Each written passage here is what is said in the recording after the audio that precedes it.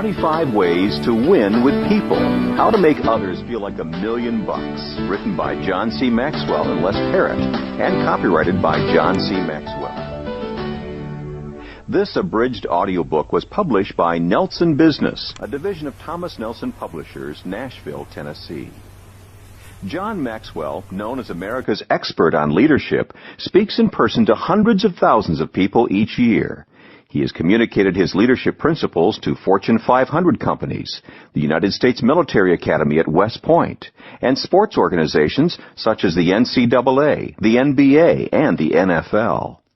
Maxwell is the author of over 30 books, including the 21 Irrefutable Laws of Leadership and Developing the Leader Within You, both of which have sold more than 1 million copies.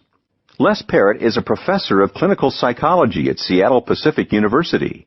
He has written several books with his wife Leslie, including Saving Your Marriage Before It Starts and Becoming Soulmates. Chapter 1. Start with yourself. If you want to win with people, you've got to be a winner yourself, or at the very least be on your way to becoming one. There's no avoiding this simple fact. Let me say it straight.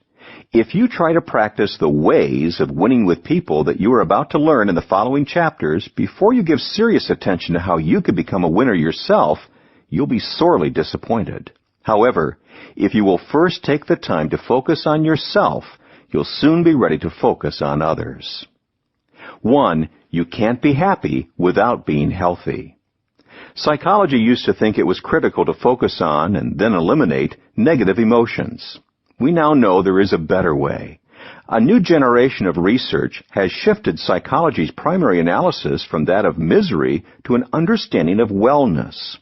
The new research reveals that you can't be happy simply by being unencumbered by depression, stress, or anxiety. No, you can't be happy unless you are healthy. And there's a lot more to health than not being sick. Emotional health is more than the absence of dysfunctional emotions. Emotional health is at the center of winning with people. Secondly, you can't give what you don't have. Like every other psychologist in training, when I first began my graduate education, I was urged to get into psychotherapy myself. Les, my advisor, said, as a psychologist, you will only be able to take a person as far as you have gone yourself. Why? Because you cannot give what you do not have. You cannot enjoy others until you enjoy yourself. The bottom line, if you are not becoming a winner, you will find it almost impossible to win with others. But here's the good news. Your desire and attempts to win with others help to make you a winner. Everyone has little anxieties and insecurities. If I were to ask you to describe a winning person, a person who is whole and healthy, you might say something about this person being confident, warm, kind, stable, giving, and so on. And you'd be right in a sense. But there's more to becoming a winner than having a list of enviable attributes. Being a winner comes down to one thing, your value. Winners are valuable. Ask any star athlete or gold medalist who has just signed a multi-million-dollar endorsement deal. But truth be told, being a winner in the purest sense of the word has nothing to do with your performance, your salary, or your earning potential. It has to do with your value and whether or not you have owned it. When you embrace your own personal value, when you are secure in who you are, then you have become a winner. Here are just a few ways of doing that. Recognize your value. I was on a speaking platform with my friend Gary Smalley when he did something that captivated the crowd. Before an audience of nearly 10,000 people, Gary held out a crisp $50 bill and asked them, who would like this $50 bill? Hands started going up everywhere. I'm going to give this $50 to one of you, he said, but first let me do this.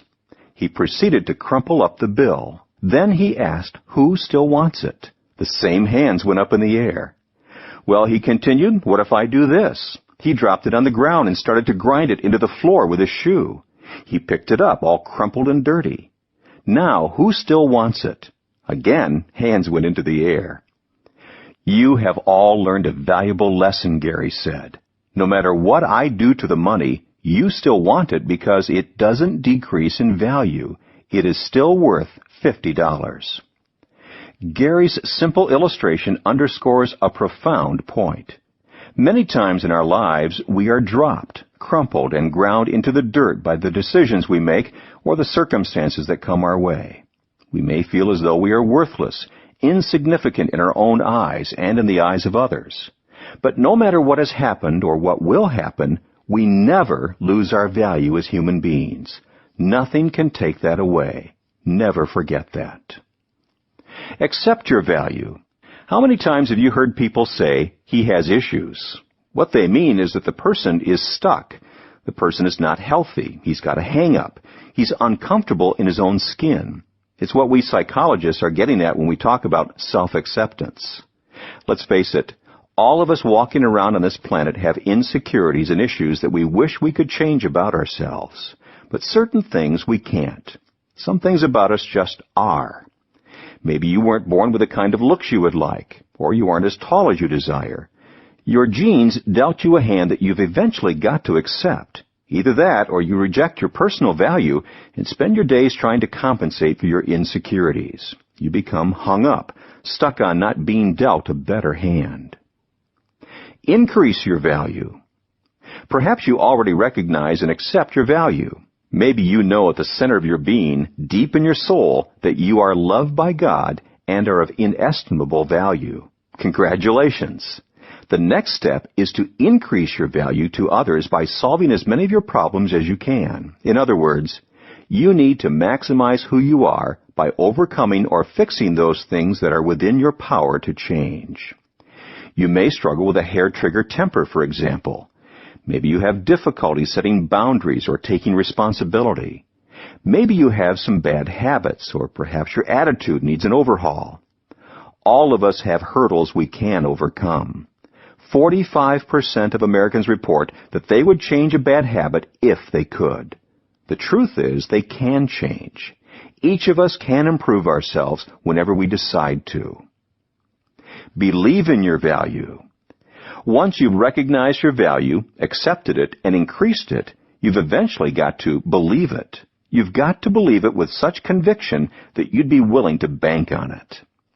Chuck Wepner never learned this lesson. As a boxer, he earned the nickname the Bayonne Bleeder because of the punishment he took even while winning. In the boxing world, he was what's called a catcher, a fighter who often uses his head to block the other guy's punches. Wepner continually pressured his opponent until he either won or got knocked out. He never cared how many shots he had to absorb before landing a knockout blow. Trainer Al Braverman called him the gutsiest fighter I ever met. He was in a league of his own. He didn't care about pain. If he got cut or elbowed, he never looked at me or the referee for help. He was a fighter in the purest sense of the word. When Wepner knocked out Terry Henke in the 11th round in Salt Lake City, boxing promoter Don King offered Wepner a title shot against then-heavyweight champion George Foreman. But when Ali defeated Foreman, Wepner found himself scheduled to fight the greatest, Muhammad Ali. On the morning of the fight, Wepner gave his wife a pink negligee and told her she would soon be sleeping with the heavyweight champion of the world.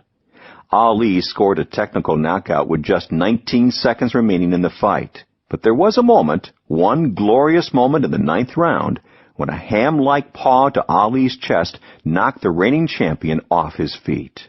Wepner recalled, "When Ali was down, I remember saying to my ringman, Al Braverman, 'Start the car. We're going to the bank. We're millionaires.' And Al said to me, 'You'd better turn around because he's getting up.'" After the fight, Wepner's wife pulled the negligee out of her purse and asked, "Do I go to Ali's room, or does he come to mine?" That story would be nothing more than an odd boxing footnote, except for one thing. A struggling writer was watching the fight, and then it suddenly struck him. "There it is," he said to himself. "So I went home and I started writing, and I wrote for 3 days straight." That's how writer and actor Sylvester Stallone described the birth of the Academy Award-winning movie Rocky to James Lipton on Inside the Actor's Studio.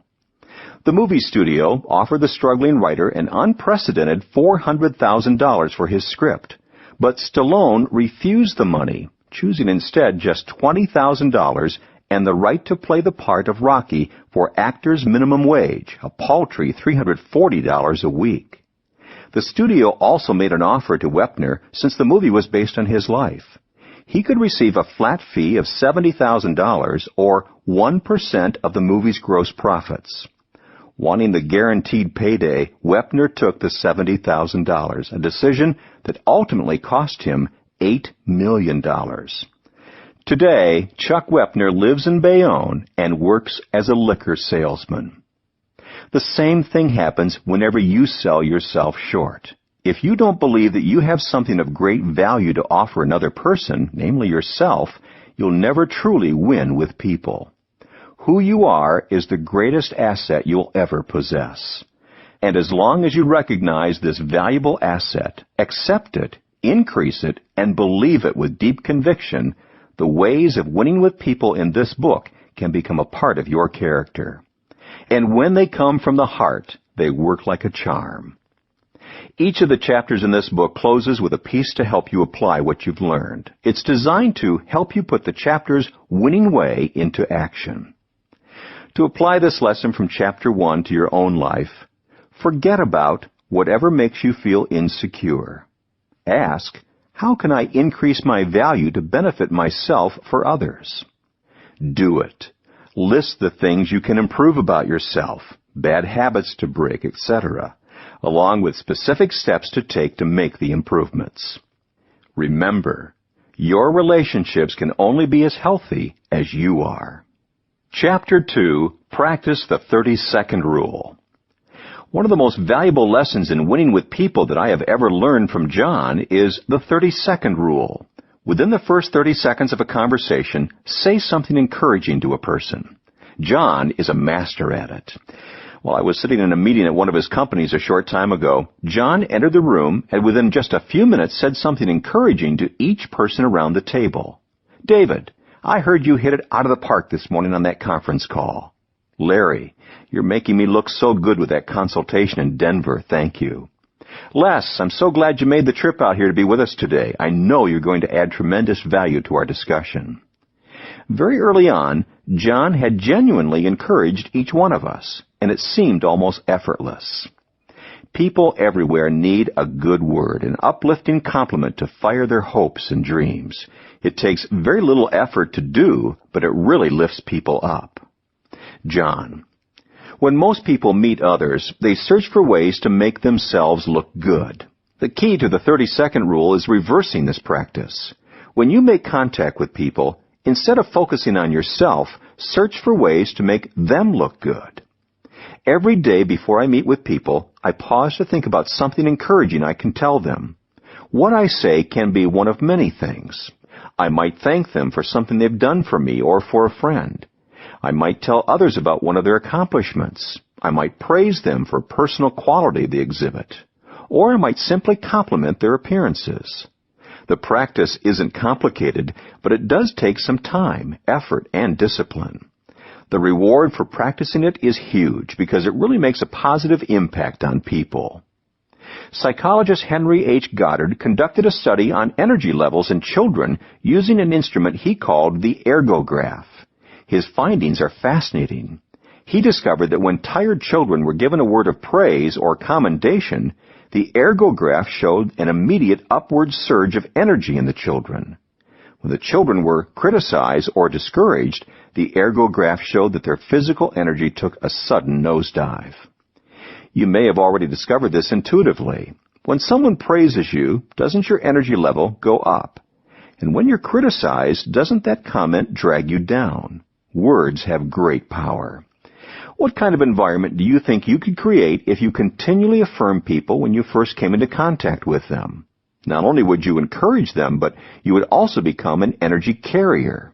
Whenever you walked into a room, the people would light up. You would help to create the kind of environment everyone loves. Just your presence alone would brighten people's day. The 30-second rule also instills motivation. Vince Lombardi, the famed Green Bay Packers football coach, was a feared disciplinarian, but he was also a great motivator. One day he chewed out a player who had missed several blocking assignments. After practice, Lombardi stormed into the locker room and saw that the player was sitting at his locker, head down, dejected. Lombardi mussed his hair, patted him on the shoulder, and said, "One of these days you're going to be the best guard in the NFL." That player was Jerry Kramer, and Kramer says he carried that positive image of himself for the rest of his career. Lombardi's encouragement had a tremendous impact on my whole life, Kramer said. He went on to become a member of the Green Bay Packers Hall of Fame and a member of the NFL's All-50-year team. Everybody needs motivation from time to time. Using the 30-second rule helps encourage people to be and do their best. Never underestimate the power of motivation. One of the great side benefits of the 30-second rule is that it also helps you. You can't help others without also helping yourself.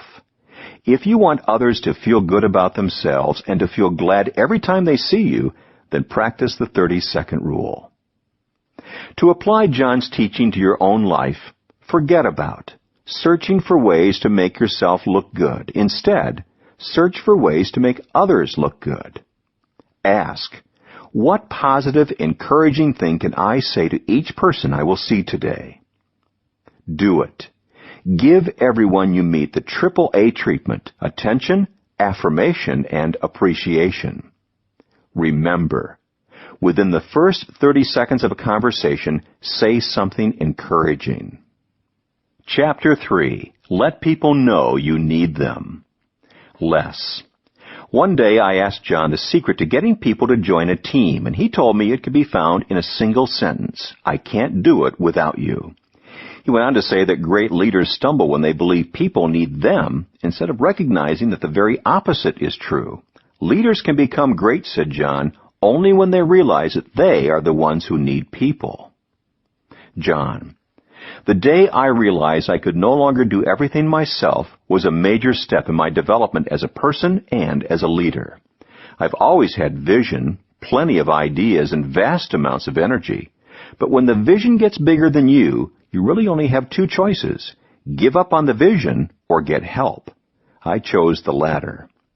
No matter how successful you are, no matter how important or accomplished, you do need people. That's why you need to let them know that you cannot win without them. President Woodrow Wilson said, we should not only use all the brains we have, but all that we can borrow. Why stop with just their brains? Enlist people's hands and hearts, too. Have you ever stopped to ask someone for directions? You roll down your car window and ask a passerby, can you tell me how to find Larry's Market? Nearly every time people stop whatever they're doing and help if they can, even if it means crossing the street or standing in traffic. They may even repeat the directions a couple of times to make sure you get it. Why? Because whenever a person feels that he or she knows something you don't, it gives that person an ego boost.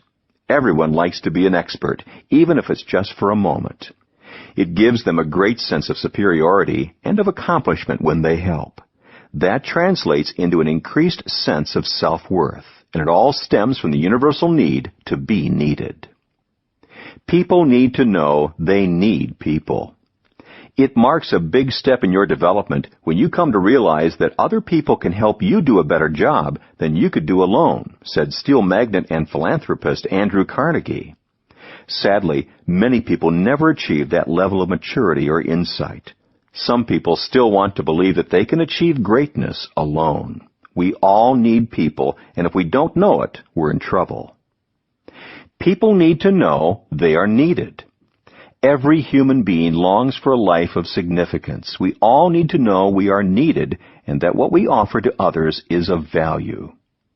People need to know that they helped. Whenever someone tells how valuable the people on my team are to them, I encourage them to tell the individuals who were so helpful. Why? Because people need to know that they helped someone. Good leaders make people feel that they're at the very heart of things, not at the periphery, says author and leadership expert Warren Bennis. Everyone feels that he or she makes a difference to the success of the organization. When that happens, people feel centered, and that gives their work meaning. It's not a sign of weakness to let others know you value them. It's a sign of security and strength. When you're honest about your need for help, specific with others about the value they add, and inclusive of others as you build a team to do something bigger than you are, everybody wins. To apply John's teaching to your own life, forget about a prideful attitude that causes you to prove how capable you are without the help of others. Ask, who specifically can help me do a better job than I can do alone? Who is just waiting to be asked to join in what I am doing? Do it. Sincerely ask others for input or help and attend carefully to what they have to say. Remember, individuals who win with people make others feel that they are at the very heart of things, not at the periphery. Chapter 4. Create a memory and visit it often. Less. One day when John was scheduled to speak to 3,000 young leaders in Phoenix at an event, as he stepped onto the platform, he realized his host had something different in mind. He didn't want me to speak at all, John explained. The group that was gathered had been reading his books and listening to his tapes through the years and had planned a surprise. Instead of having John speak to them, they wanted to speak to John. So they had him sit on the platform and simply listen as they honored him. One after another, 12 pre-selected leaders from the audience came up to the podium to tell the group about how John's teaching had made an impact on his or her life. It was completely unexpected, John said, and not only did they shower me with kind words, but each speaker presented me with a memento, a tangible remembrance of something they said they had learned from me. I was completely overwhelmed by the experience. One person gave John a beautiful painting with 2 images, one of a child reading one of John's books, and another of the child as a grown man coaching others. Les, John said, tears in his eyes and his voice cracking, I don't know how many times I've reminisced about that day. I keep the mementos around my office to relive it. That experience meant so much to me, and it renewed my desire to create memories for others. John. Few things bond people together like a shared memory. Soldiers who battle together, teammates who win a championship, and work teams that hit their goals and share a connection that never goes away. Married couples who experience rough times can often look back on their earlier experiences together to keep them going. Families bond when they rough it on camping trips or share adventures on vacation and then love recounting their experience years later. Some memories come as the result of circumstance, but many can be proactively created. The richest memories are often those we plan and intentionally create. Here are some hints for creating memories that will help you win with people. 1. Make something happen. Memories don't find us, we find them. Even better, if we are intentional, we can make memories. If you mention the word chariot to friends Dan and Patty Reland or Tim and Pam Elmore, I can tell you exactly what will come to mind. A crisp autumn day in New York City when we did something that still makes us laugh. After lunch at Tavern on the Green, I hired 3 bicycle chariots with pedaling drivers to take each couple on a race through Manhattan to Macy's. It was up to each couple to motivate their driver to win, using whatever financial incentives they wanted. The race was neck and neck the entire way, and we laughed the whole time. We still laugh when we think about it or look at the photos we took that day, but it never would have happened if we hadn't initiated it. 2. Set aside time to make something happen. For years, parents have debated the issue of quality time versus quantity of time, and as a father and grandfather, I have discovered that it takes quantity time to find quality time. If you don't carve out the time, you can't create the memory. Haven't you found that most memories you have are with the people you spend the most time with? I know that's true for me. If you want to make memories with your family, spend more time with them. If you want to create memories with your employees, you won't do it behind the door of your office. You simply can't make memories with people if you don't take time to be with them. 3. Plan for something to happen. Most people don't lead their lives, they accept their lives. They wait for memorable experiences to happen, never giving a thought to planning an experience that will make a memory. One of the most extravagant memories I ever planned was with Margaret, my wife, for our 25th wedding anniversary. We decided to share it with 30 of our closest friends. We chartered a yacht and picked up everyone in San Diego Bay. Once on board, we had a delectable meal and then surprised the group by having Frankie Valens entertain us with some of his trademark songs like 16 Candles. Our friends loved it. But the most memorable highlight of the evening was created when Margaret and I said a few words about each person and why that person held such a special place in our hearts. That night is not only a great memory for Margaret and me, but it is a great memory for the people who attended too. 4. Find a way to make something happen. What do you do when you find yourself at an event where you expect to share a memory, but nothing seems to happen? You get creative. I've been asked over and over to tell the story of the Holiday Bowl I attended in San Diego with friends about 15 years ago. The game was so dull that I ended up buying newspapers for everyone in my section so that we would have something to do. Another guy nearby, not to be outdone, bought 100 bags of peanuts and distributed them to everybody in the section. The two of us got a standing ovation, and soon the news crews were more focused on us than the game. I don't remember the score or much about the game, but it's a night I'll never forget. Neither will the buddies who went with me. 5. Show that something happened. Almost anything you do today will be forgotten in just a few weeks, says John McCrone. The ability to retrieve a memory decreases exponentially unless boosted by artificial aids such as diaries and photographs. Don't you find that to be true? Do you keep pictures or souvenirs in your desk where you can see them? Do you carry photos of people you love in your wallet? Do you have a trophy, plaque, game ball, or other award on a shelf where you and others can see it? We all have things we love, not because they have any material value, but because they remind us of places we've been or things we've done. When you help someone else create a memory, give that person something to remember it by. That's great advice. 6. Relive the memory. Talk about what happened. The most important part of creating a memory is reliving it. It's the payoff. Many times when I travel with others at the end of our trip, I ask them to share a favorite memory. It often leads to rich conversations. Or I write a note to someone soon after to share my own favorite memory. It creates a connection that bonds us together and makes both of us feel great. To apply John's teaching to your own life, forget about trying to have quality time to make a memory if you aren't willing to invest the quantity of time it requires. Ask, what memories have I already created with people in my life that we need to relive together?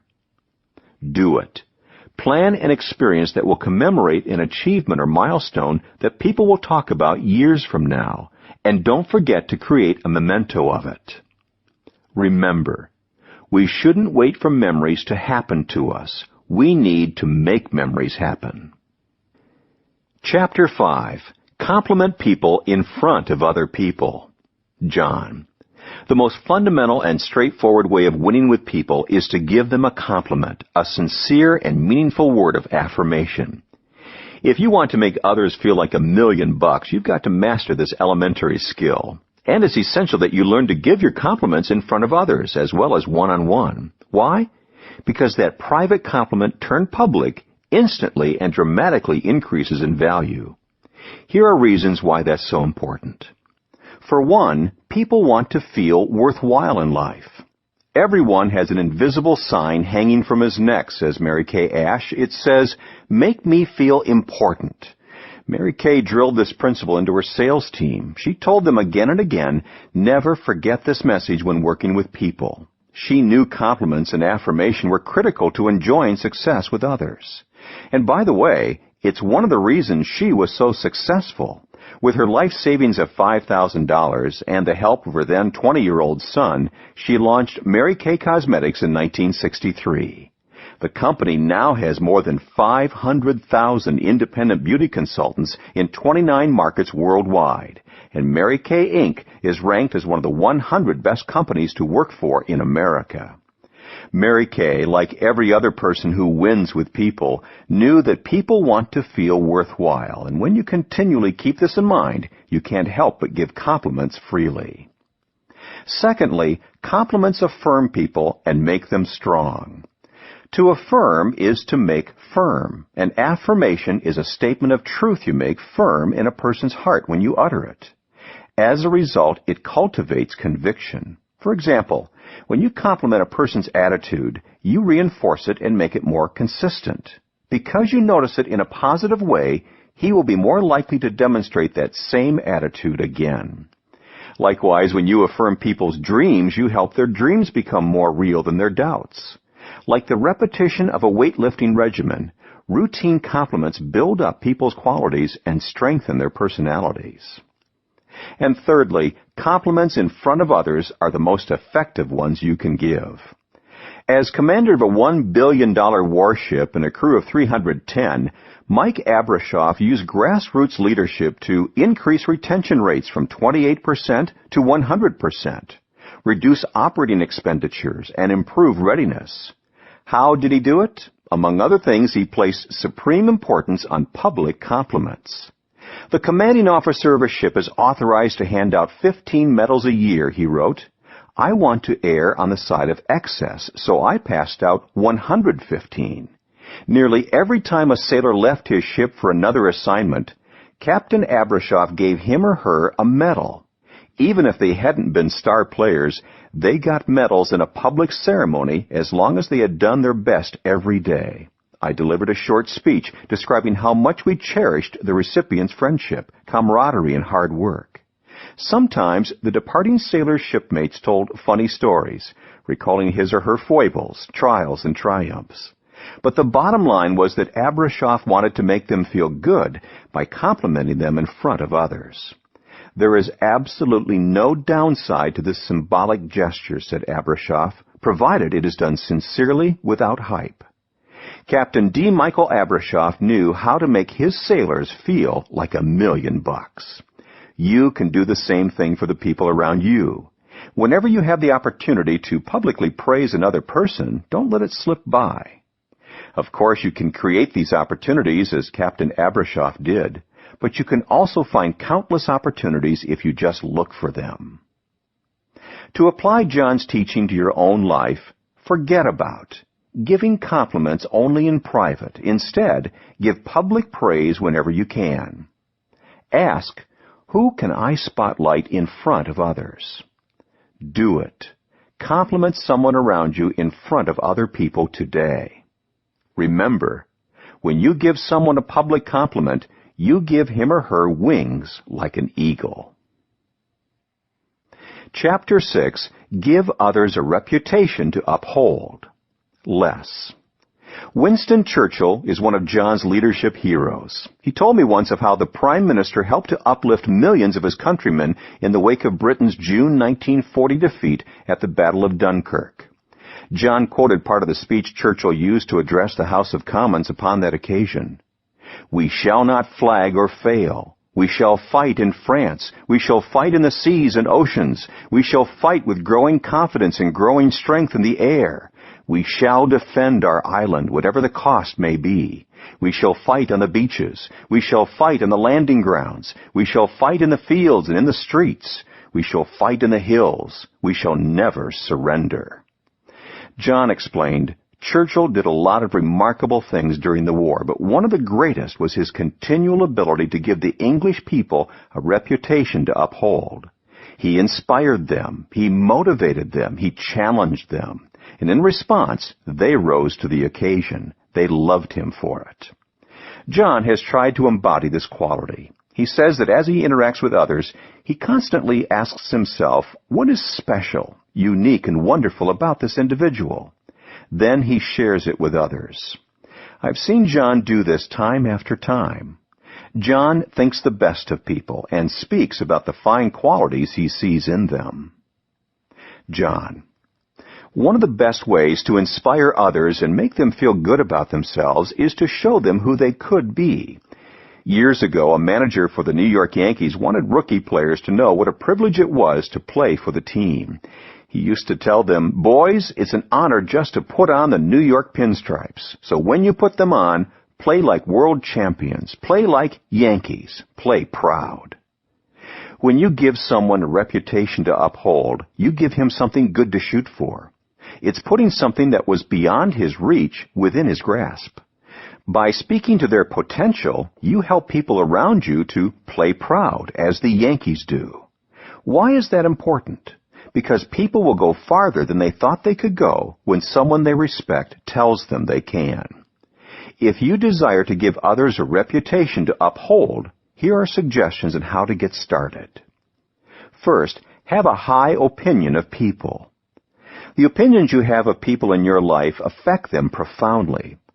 Dr. J. Sterling Livingston, formerly of the Harvard Business School and founder of the Sterling Institute management consulting firm, observed, "People perform consistently as they perceive you expect them to perform." A reputation is something that many people spend their entire lives trying to live down or live up to. So why not help others up instead of pushing them down? All people possess both value and potential. You can find those things if you try. Second, back up your high opinions of others with action. When you back up your beliefs in people with action, their self-doubt begins to evaporate. It's one thing to tell your teenager that you believe he's a good driver. It's another to let him have the keys to your car for the evening.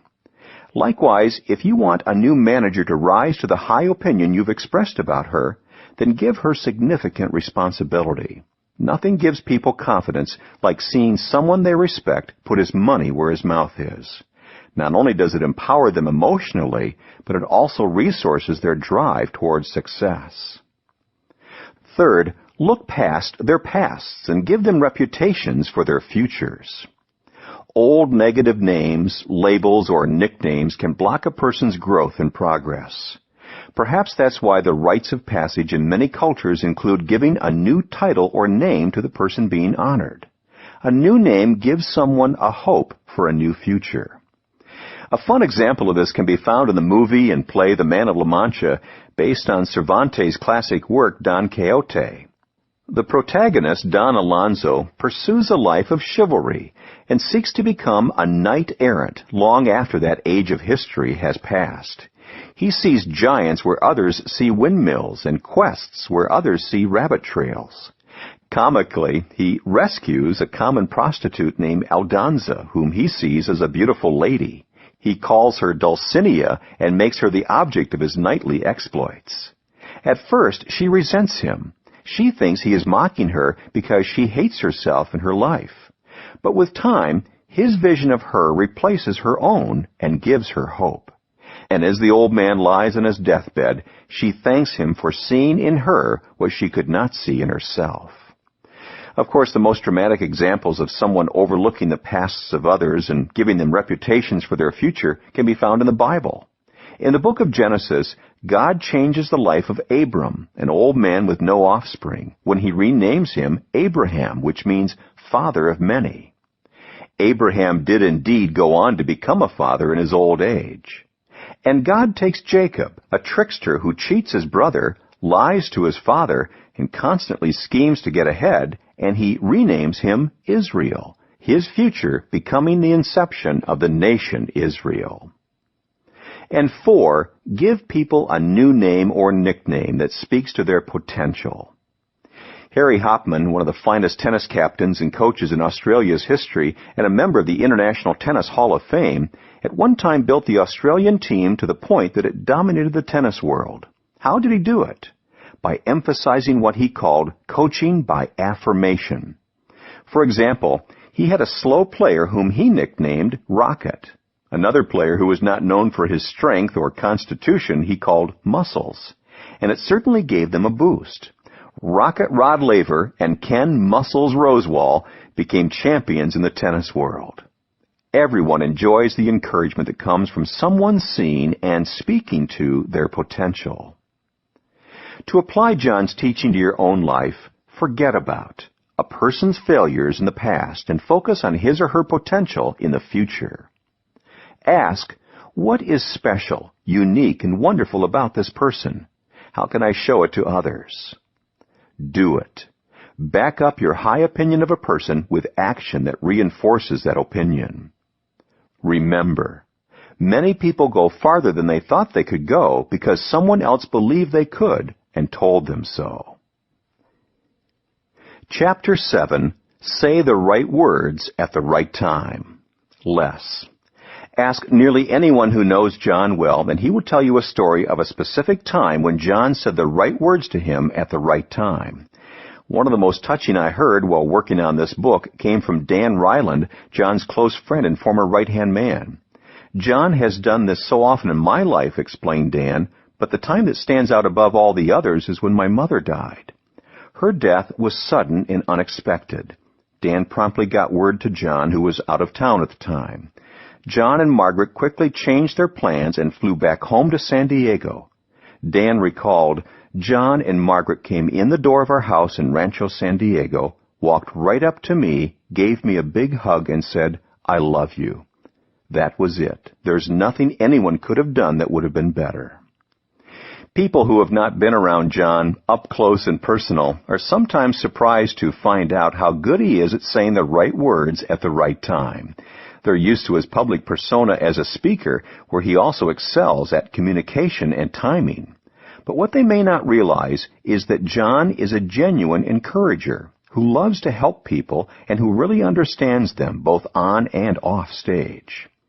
The right words at the right time are like a soothing breeze of encouragement. John. Most people recognize that words have incredible power, but saying the right words is not enough. Timing is crucial. Sometimes the best thing we can do for someone else is to hold our tongue. When tempted to give advice that's not wanted, to show off, to say, I told you so, or to point out another's error, the best policy is to say nothing. As 19th century British journalist George Sala advised, we should strive not only to say the right thing in the right place, but far more difficult, to leave unsaid the wrong thing at the tempting moment. When is it time to speak up? How can you best encourage others using the right words at the right time? Keep these thoughts in mind. First, be sensitive to time and place. It's said that during one of the last major offensives of World War II, General Dwight Eisenhower was walking near the Rhine and came upon a GI who seemed depressed. How are you feeling, son? He asked. General, the young man replied, I'm awful nervous. Well, Eisenhower said, you and I are a good pair then, because I'm nervous too. Maybe if we just walk along together, we'll be good for each other. The first key to saying the right thing at the right time is paying attention to the context. That is one of the secrets of successful communication to a large audience, and it is just as important when talking with someone one-on-one. King Solomon of ancient Israel was speaking to this truth when he wrote, like apples of gold in settings of silver is a word spoken in right circumstances. If you can learn to be sensitive to your setting, you've won half the battle in saying the right words at the right time. Secondly, say it from the heart. It's not just what you say and when you say it, it's also how you say it. A Peanuts comic strip shows Lucy saying to pianist Schroeder, do you think I'm the most beautiful girl in the world? Naturally, she has to ask several times in different ways until Schroeder, to be finally rid of her, says, yes. Lucy mopes disconsolately and comments, even when he says it, he doesn't say it. People can tell the difference between hollow words and something that is said from the heart. Saying the right words at the right time can do more than just make a person feel good in the moment. It can have an impact that is positive and lasting. Painter Benjamin West said that he loved to paint as a youngster. When his mother left the house, he would get out the oils and try to paint. One day when he pulled out paints, brushes, paper, and various other implements, he made quite a mess. When he realized his mother would be home soon, he tried desperately to get everything cleaned up, but he didn't make it. When she walked into the room, he expected the worst. West said that what she did next completely surprised him. She picked up his painting, looked at it, and said, my, what a beautiful painting of your sister. She gave him a kiss on the cheek and walked away. With that kiss, West said, he became a painter. I don't know what kind of experience you had growing up. Perhaps, like me, you had parents who understood the power of encouragement. If not, what would you have given to have someone speak into your life at the right time, a parent, teacher, coach, or pastor? Whether or not you received it then, you can give it now. Look for opportunities to uplift others with your words. It just might change their lives. To apply this teaching in your own life, forget about what you want to say and focus on what the other person needs to hear. Ask, what would I want to hear if I was in this person's shoes? Do it. Change someone's day or maybe even his entire life by saying the right words at the right time from the heart. Remember, like apples of gold and settings of silver is a word spoken in the right circumstances. Chapter 8, Encourage the Dreams of Others. John. I consider it a great privilege when people share their dreams with me. It shows me a great deal of courage and trust. And at that moment, I'm conscious that I have great power in their lives. That's no small matter. A wrong word can crush a person's dream. The right word can inspire him or her to pursue it. If someone thinks enough of you to tell you about his or her dreams, take care.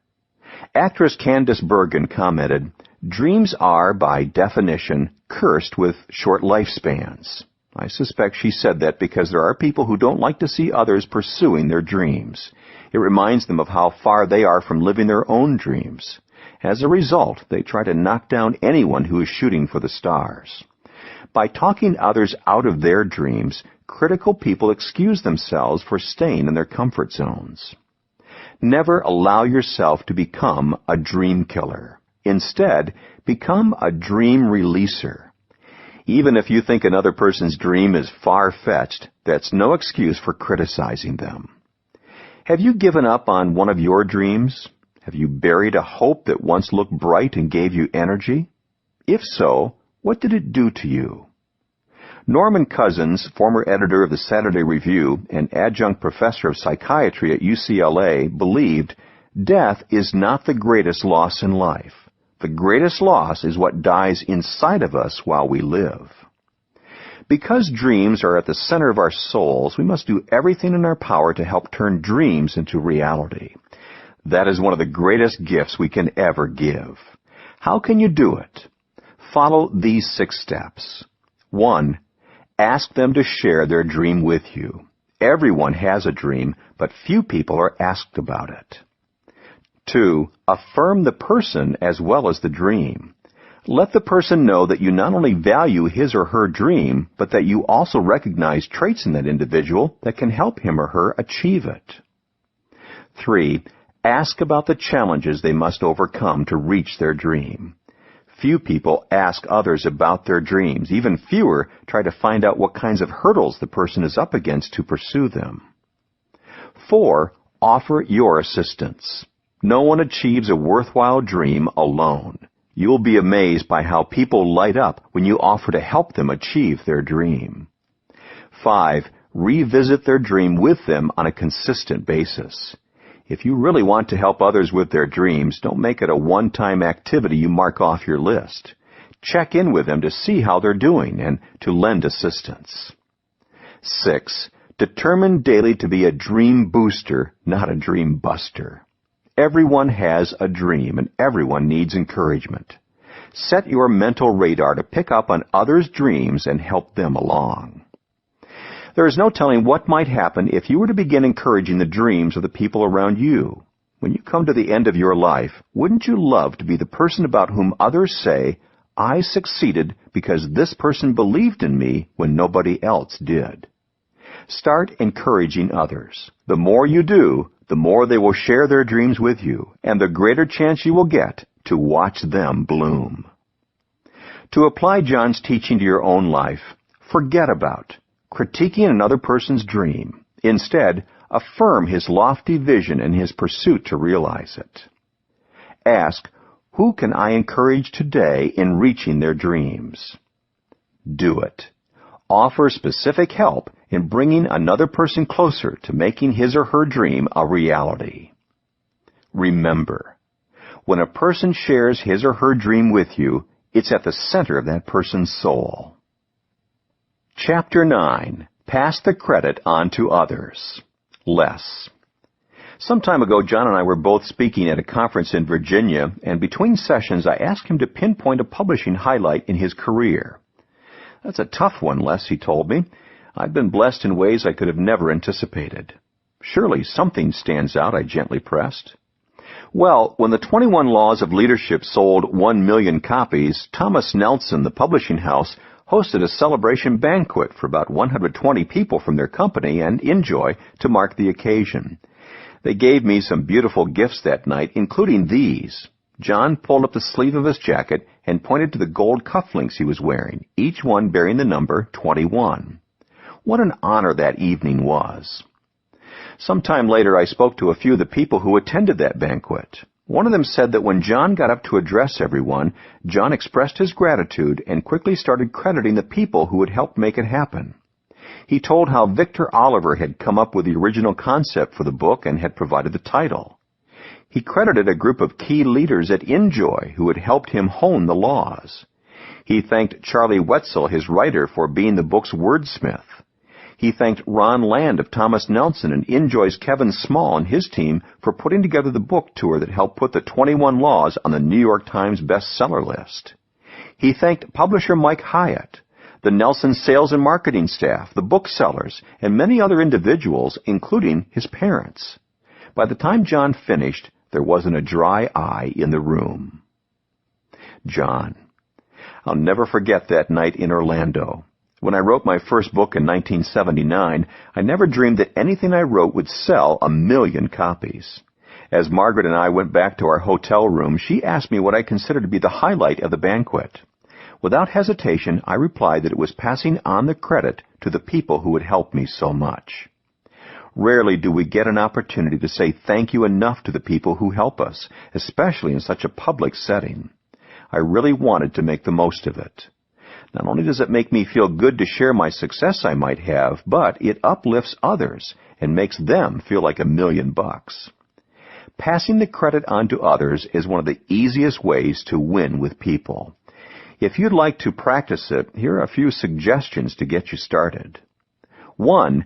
Check your ego at the door. The number one reason people don't pass along credit to others is that they think it will somehow take away from them. Many people are so insecure that they constantly feed their egos to compensate for it. But you simply cannot practice this method of winning with people if you can't set your ego aside. Have you ever heard the saying, an egotist is not a person who thinks too much of himself, it's someone who thinks too little of other people. If you want to give others credit, put your focus on others. What do they need? How will giving them credit make them feel? How will it enhance their performance? How will it motivate them to reach their potential? If you highlight their contributions, it makes them and you look good. Second, don't wait. Pass the credit ASAP. I love what H. Ross Perot once said about passing on credit. Reward employees while the sweat's still on their brow. Isn't it true that one of the very best times to give credit to others is when the amount of work and sacrifice something took is still fresh in their minds? Why wait? You may have heard management expert Ken Blanchard's teaching that you should catch people while they're doing something good. What a great idea. The sooner you give credit to someone else, the bigger the payoff. In 2003, when I interviewed UCLA basketball coach John Wooden, he told me how he would often teach his players who scored to give a smile, wink, or nod to the player who gave them a good pass. What if he's not looking? Asked a team member. Wooden replied, I guarantee he'll look. Everyone enjoys having his contribution acknowledged. Third, say it in front of others. When you give credit to others in front of their peers and loved ones, the value of your compliment multiplies. 4. Put it in print. When you give people credit verbally, you uplift them for a moment. When you take the time to put it in writing, you have the potential to uplift them for a lifetime. People put plaques on their walls as reminders of their achievements. They save and cherish letters containing recognition and praise for things they've done. Deep down, everyone wants to make a difference, and some days, everyone is in need of some encouragement. I have a file in my office with letters and notes that have special significance for me. Every now and then I'll pull out the file and read some of the things people I respect have told me. It allows me to relive that moment of encouragement.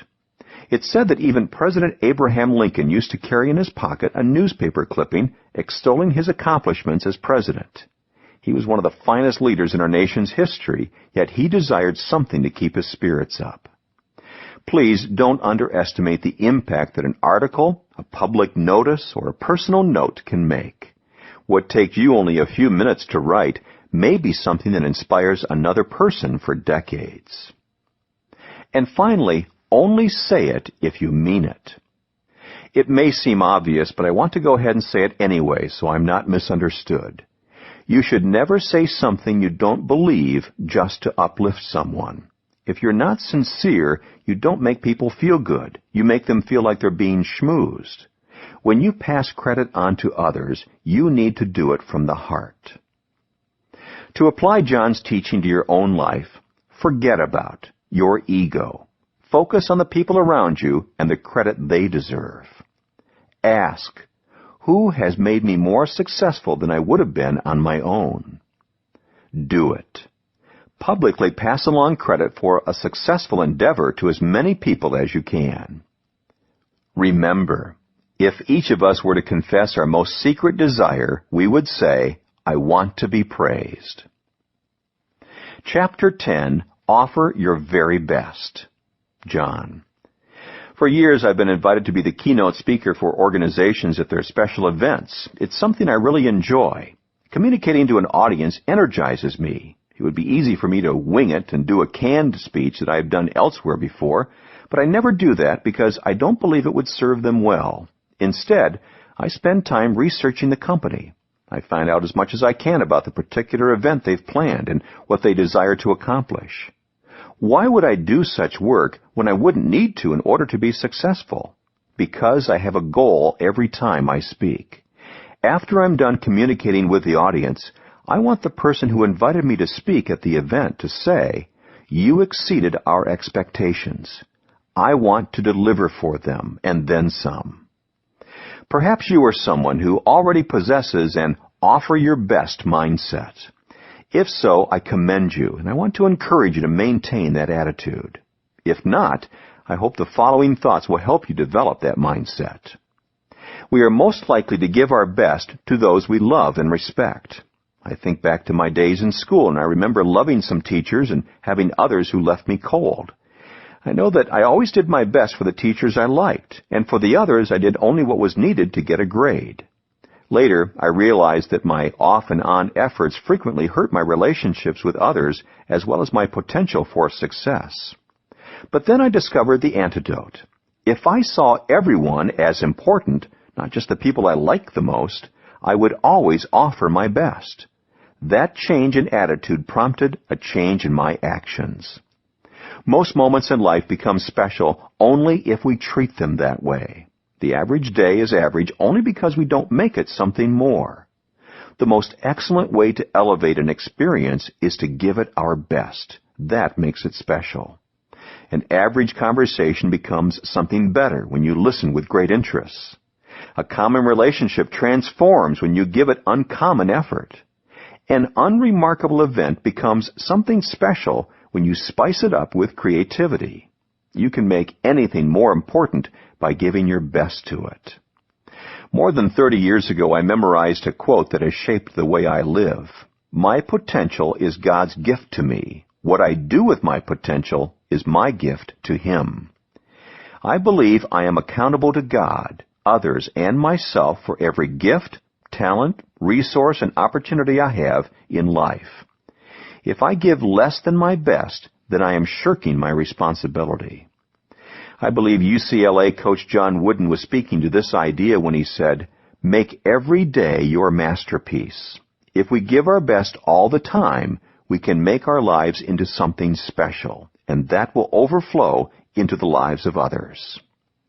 There's a story I love about President Dwight Eisenhower. He once told the National Press Club that he regretted not having a better political background so that he would be a better orator. He said his lack of skill in that area reminded him of his boyhood days in Kansas when an old farmer had a cow for sale. The buyer asked the farmer about the cow's pedigree, butterfat production, and monthly production of milk. The farmer said, I don't know what a pedigree is, and I don't have any idea about butterfat production, but she's a good cow, and she'll give you all the milk she has. That's all any of us can do. Give all that we have. That's always enough. To apply John's teaching to your own life, forget about doing the minimum required to get by, and focus instead on your maximum effort. Ask, what can I do for someone who could never repay me? Do it. Voluntarily give beyond what is required. Remember, everyone appreciates a person who gives his very best. Chapter 11. Share a secret with someone. John. A Sicilian proverb says, "Only the spoon knows what is stirring in the pot." When you allow another person to know what is stirring within you, giving them a taste of a plan or idea, you instantly make a meaningful connection with them. Who doesn't want to know what's going on in the mind of someone they care about? You can make sharing a secret part of your everyday life using everyday things. The first time you share something with others, aren't you sharing something that has been secret up to that moment? Why not let the person to whom you're talking know that you're revealing it for the first time? That makes him feel special. Sharing a secret with someone is really a matter of two things: reading the context of a situation and desiring to build up the other person. If you do those two things, you can learn this skill. As you try it out, keep these three things in mind. 1. Sharing a secret means giving valuable information. When you share a secret, the information needs to be something that the people you're talking to care about. It plays to their interests or meets a felt need they possess. For example, 2 experienced deep-sea fishermen decided to go ice fishing.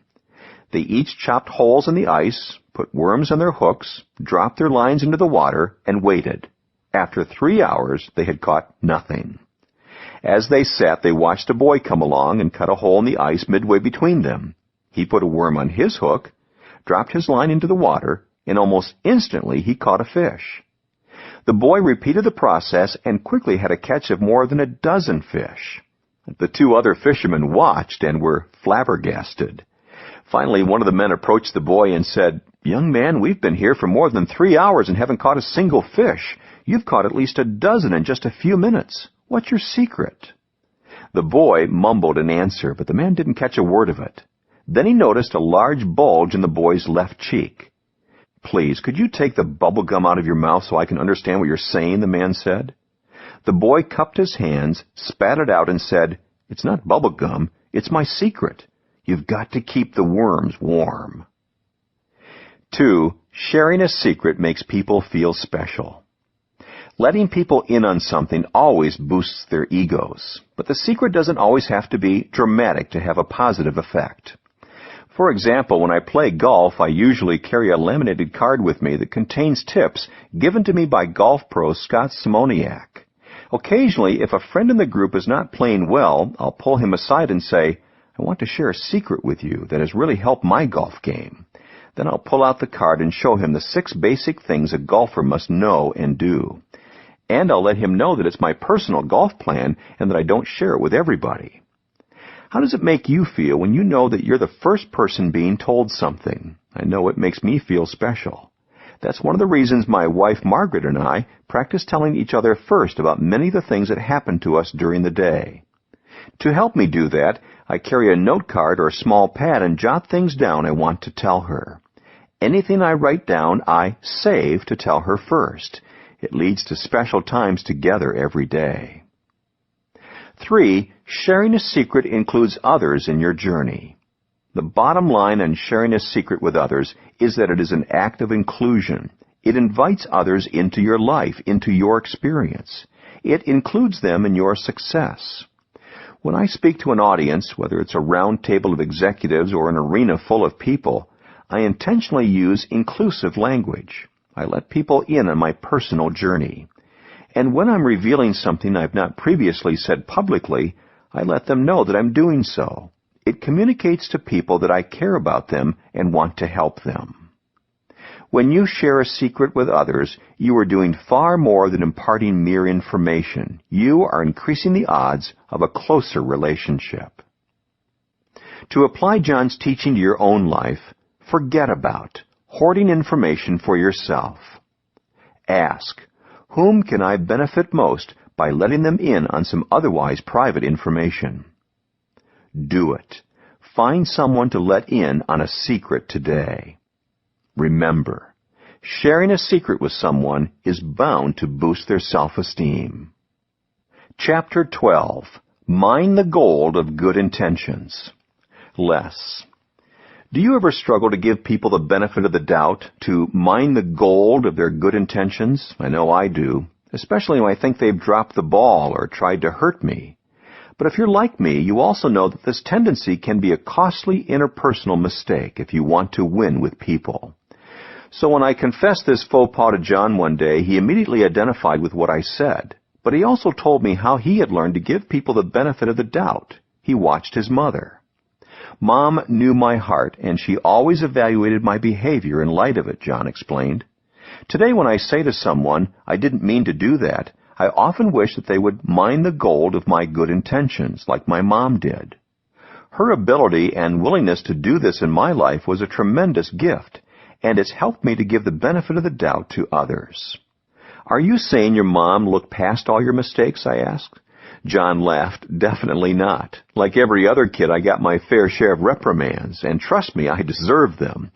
But Mom never seemed to jump to conclusions with me. She never assumed the worst. Instead, she always assumed the best. And that's the key to cultivating this quality. You see, John continued, it did many things for me. He counted them off. It allowed me to draw close to her. It made her approachable. It brought out the best in me, and it taught me how to do this for others. Okay, John, I asked as I consider his words, do you think that a person who wasn't raised in a home where this kind of quality was modeled is going to have a tougher time doing this for others? Les, I don't really think so, he said. Sure, a person whose home life wasn't positive won't have seen it modeled, so that person may not do it naturally. But when it comes right down to it, giving others the benefit of the doubt is a choice. And I've seen a lot of people who grew up with few advantages rise above that and become winners in every sense of the word. That gives everyone hope. John. First, let's start by being honest. Not everyone has pure intentions. Occasionally, people will take advantage of you. They have in my life, and they will in the future. But because I assume the best in others, so many people have done so many wonderful things for me that I literally cannot count them all.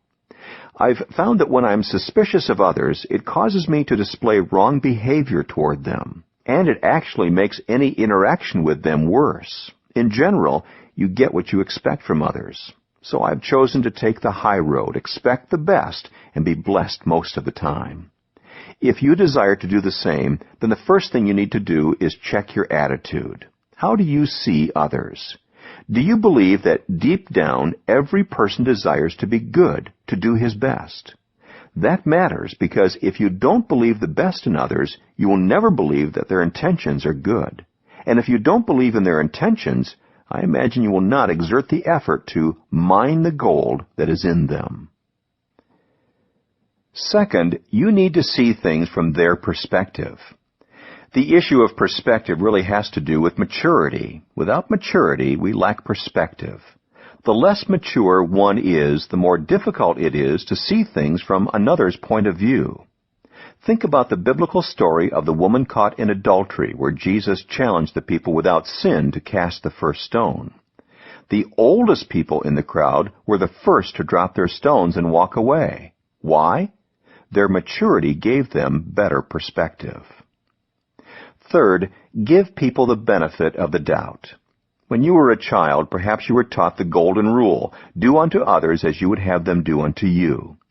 I've often found that when my intentions were right but my action turned out wrong, I wanted others to see me in light of the golden rule. In other words, I wanted others to give me the benefit of the doubt. Why shouldn't I try to extend the same courtesy to others? What great relationships we would have if everybody was appreciated for what they intended to do in spite of what they may have done. When you give someone the benefit of the doubt, you are following the most effective interpersonal rule that has ever been written. We all have good days and bad days. I don't know about you, but I'd like to be remembered for my good ones, and I can only ask to be forgiven for my bad ones. Fuller Theological Seminary professor David Augsburger says, "Since nothing we intend is ever faultless, and nothing we achieve without some measure of finitude and fallibility we call humanness, we are saved by forgiveness." If you desire to mine the gold of good intentions in others, then forgiveness is essential. And it's rarely a one-time thing. Civil rights leader Martin Luther King Jr. was right when he said, "Forgiveness is not an occasional act. It is a permanent attitude." And remember, it is with the attitude with which you judge others that you will also be judged. If you mine the gold of good intentions in your relationship with others, then people will more likely do the same for you. To apply John's teaching to your own life, forget about justice. Instead, focus on grace and forgiveness. Ask, how would I feel and what would I do if I were in this person's shoes? Do it. Practice the golden rule by appreciating what others intend, not only what they do, just as you would like for them to do with you. Remember, if I fail to believe in the best of others, I will not give the effort to mine the gold contained in them.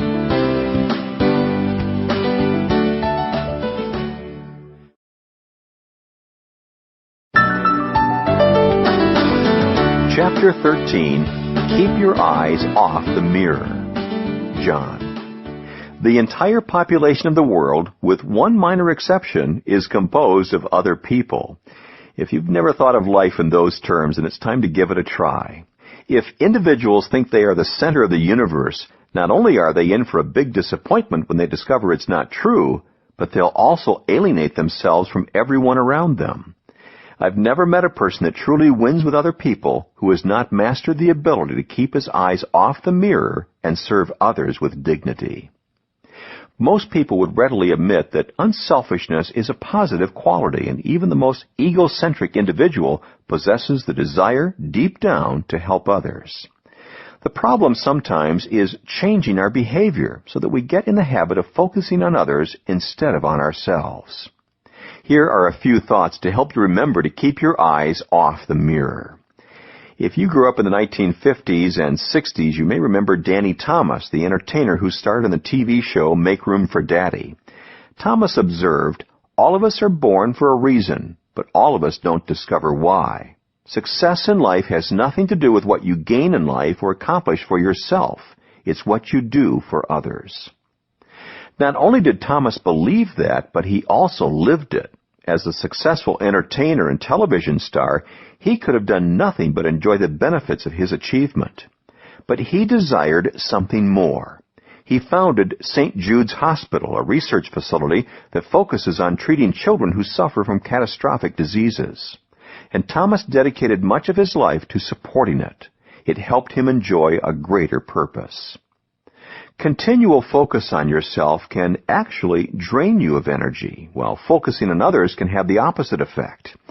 My friend Bill McCartney knew this back when he was head football coach for the University of Colorado Buffaloes.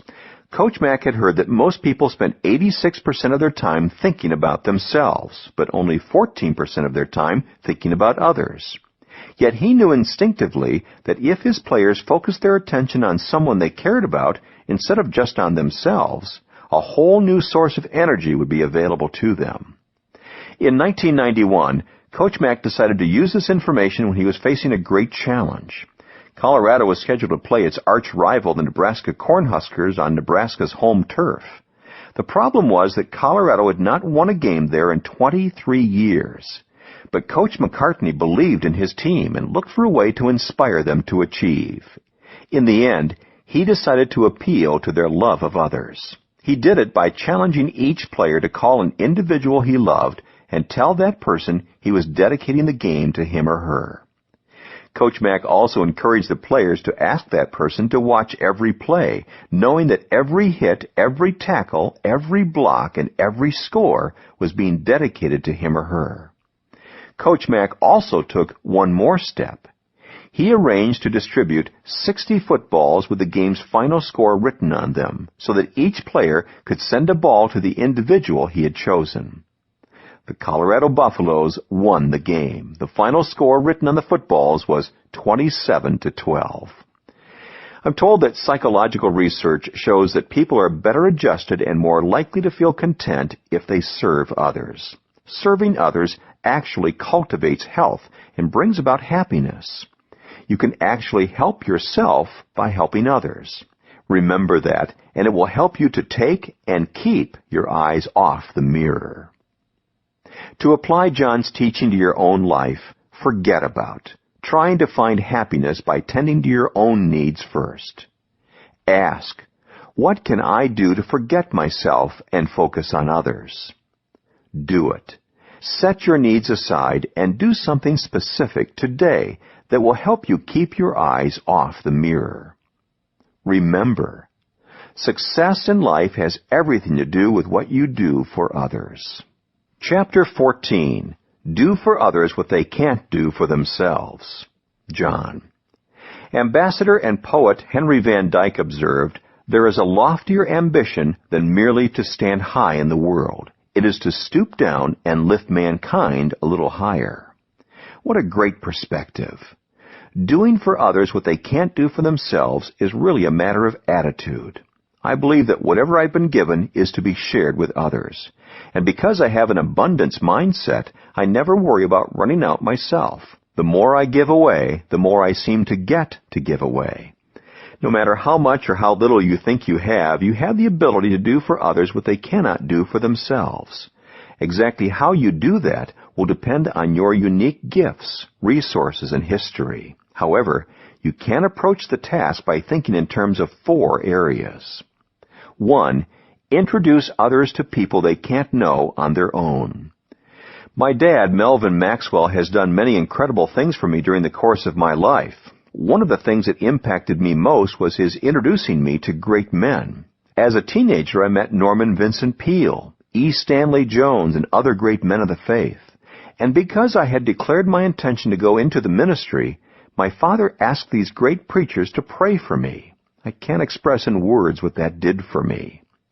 Today, I am often in a position to do for others what my father did for me. I love introducing young people to my heroes. I love helping people make business contacts. There are often times when I meet someone, and as we talk, it just hits me. I need to introduce this person to so-and-so. That can mean walking somebody across the room, making a phone call on his or her behalf, or arranging a meeting.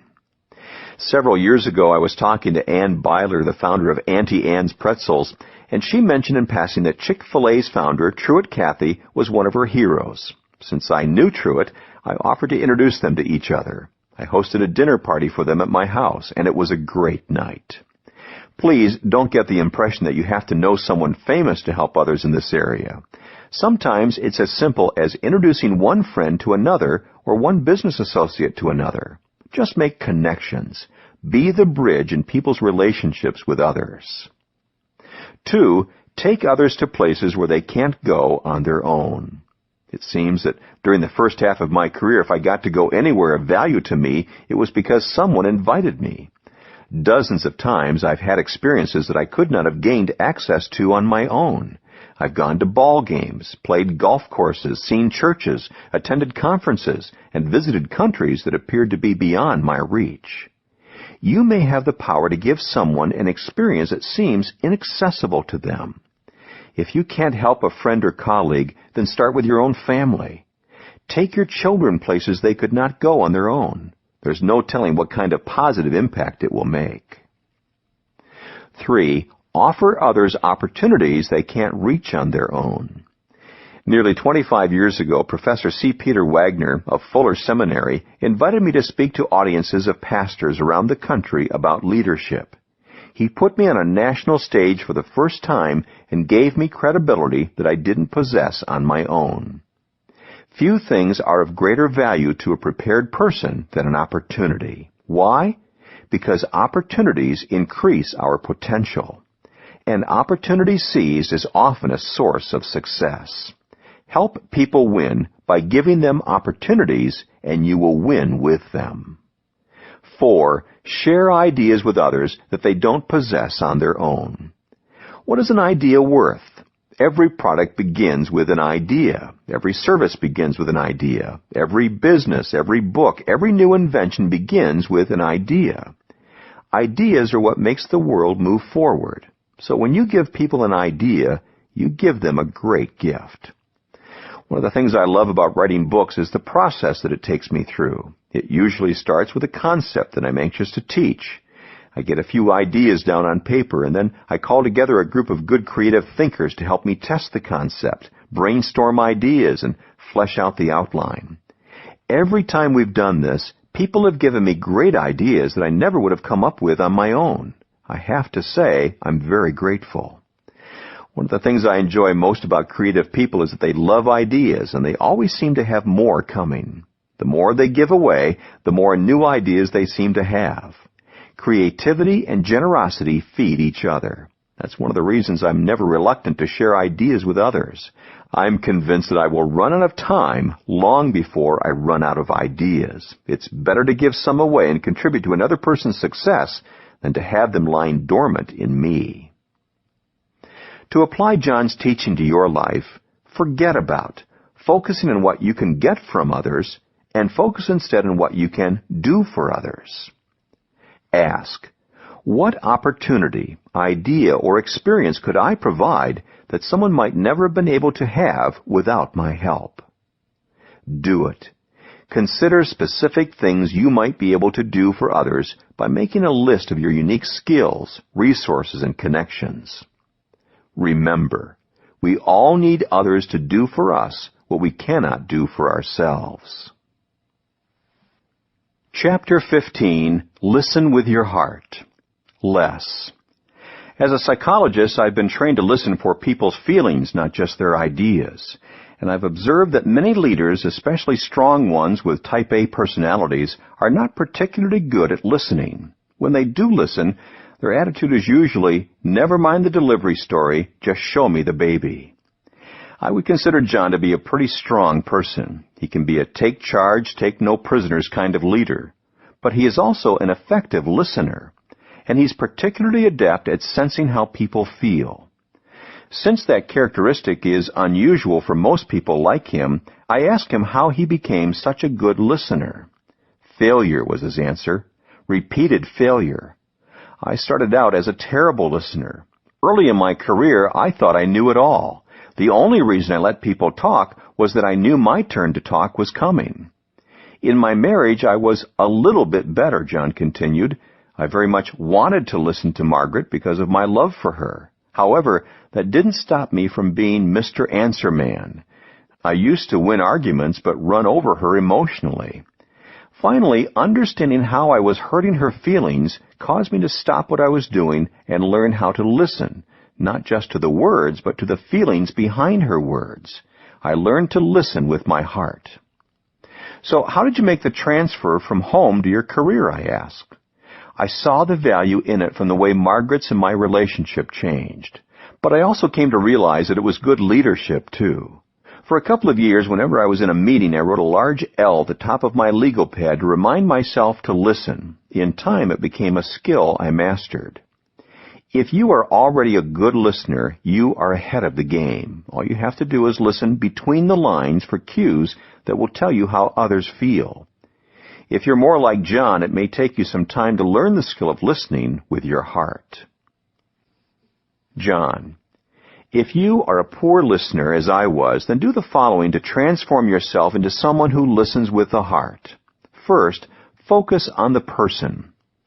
Many people put their focus on the ideas being communicated, and they almost seem to forget about the person. You can't do that and listen with the heart. I am naturally very impatient, so I continually have to fight against the tendency to put my agenda first. I think that is often the case with poor listeners. If that is true for you, slow down and put the person first. Focus on the individual, not just the ideas being expressed. Secondly, unclog your ears. Even after you've begun to focus on the person with whom you are conversing, you may still experience many potential barriers to effective listening. Here are a few of them. Distractions. Phone calls, TV, pagers, and things of that sort can make good listening nearly impossible. Defensiveness. If you view complaints or criticism as a personal attack, you can become defensive. Once you begin to protect yourself, you will care little about what others think or how they feel. Close-mindedness. When you think you have all the answers, you close your mind. And when you close your mind, you close your ears. Projection. Automatically attributing your own thoughts and feelings to others prevents you from perceiving how they feel. Assumptions. When you jump to conclusions, you take away your own incentive to listen. Pride. Thinking we have little to learn from others is perhaps the most deadly of distractions to listening. Being full of yourself leaves little room for input from others. Obviously, your goal is to remove these barriers to good communication. Whenever possible, put yourself in a good physical environment for listening, away from noise and distractions.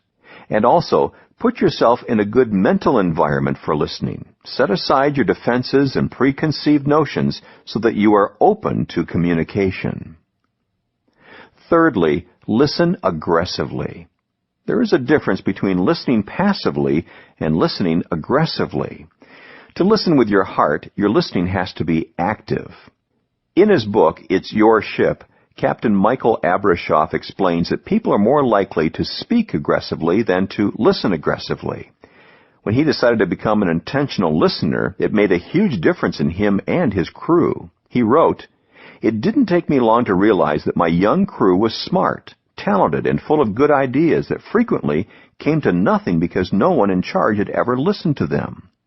Like most organizations, the Navy seemed to put managers in a transmitting mode, which minimized their receptivity. They were conditioned to promulgate orders from above, not to welcome suggestions from below.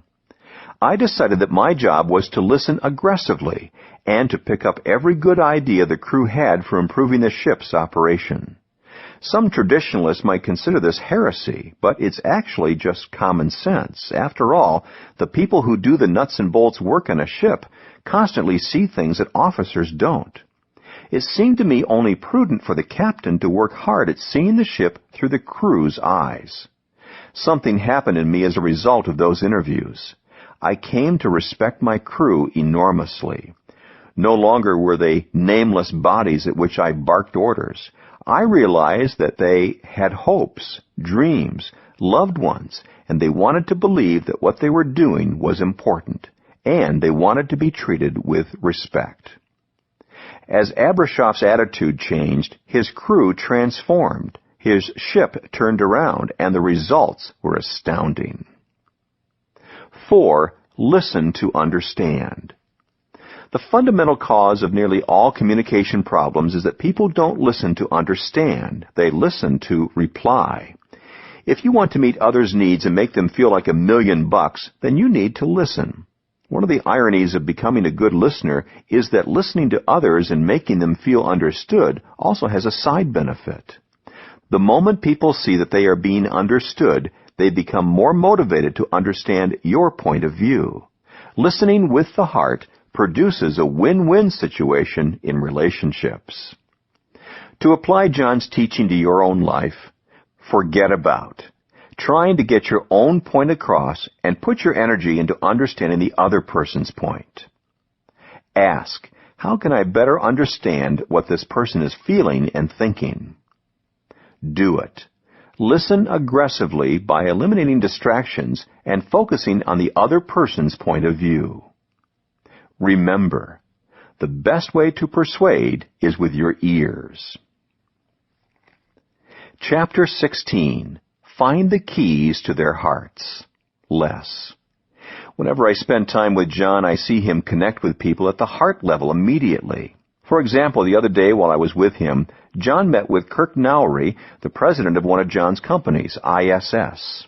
Many times when a leader meets with someone who works for him, he or she immediately gets down to business. But the first thing John did was to talk to Kirk about his family. He wanted to know how his wife was doing. He asked about their grown children.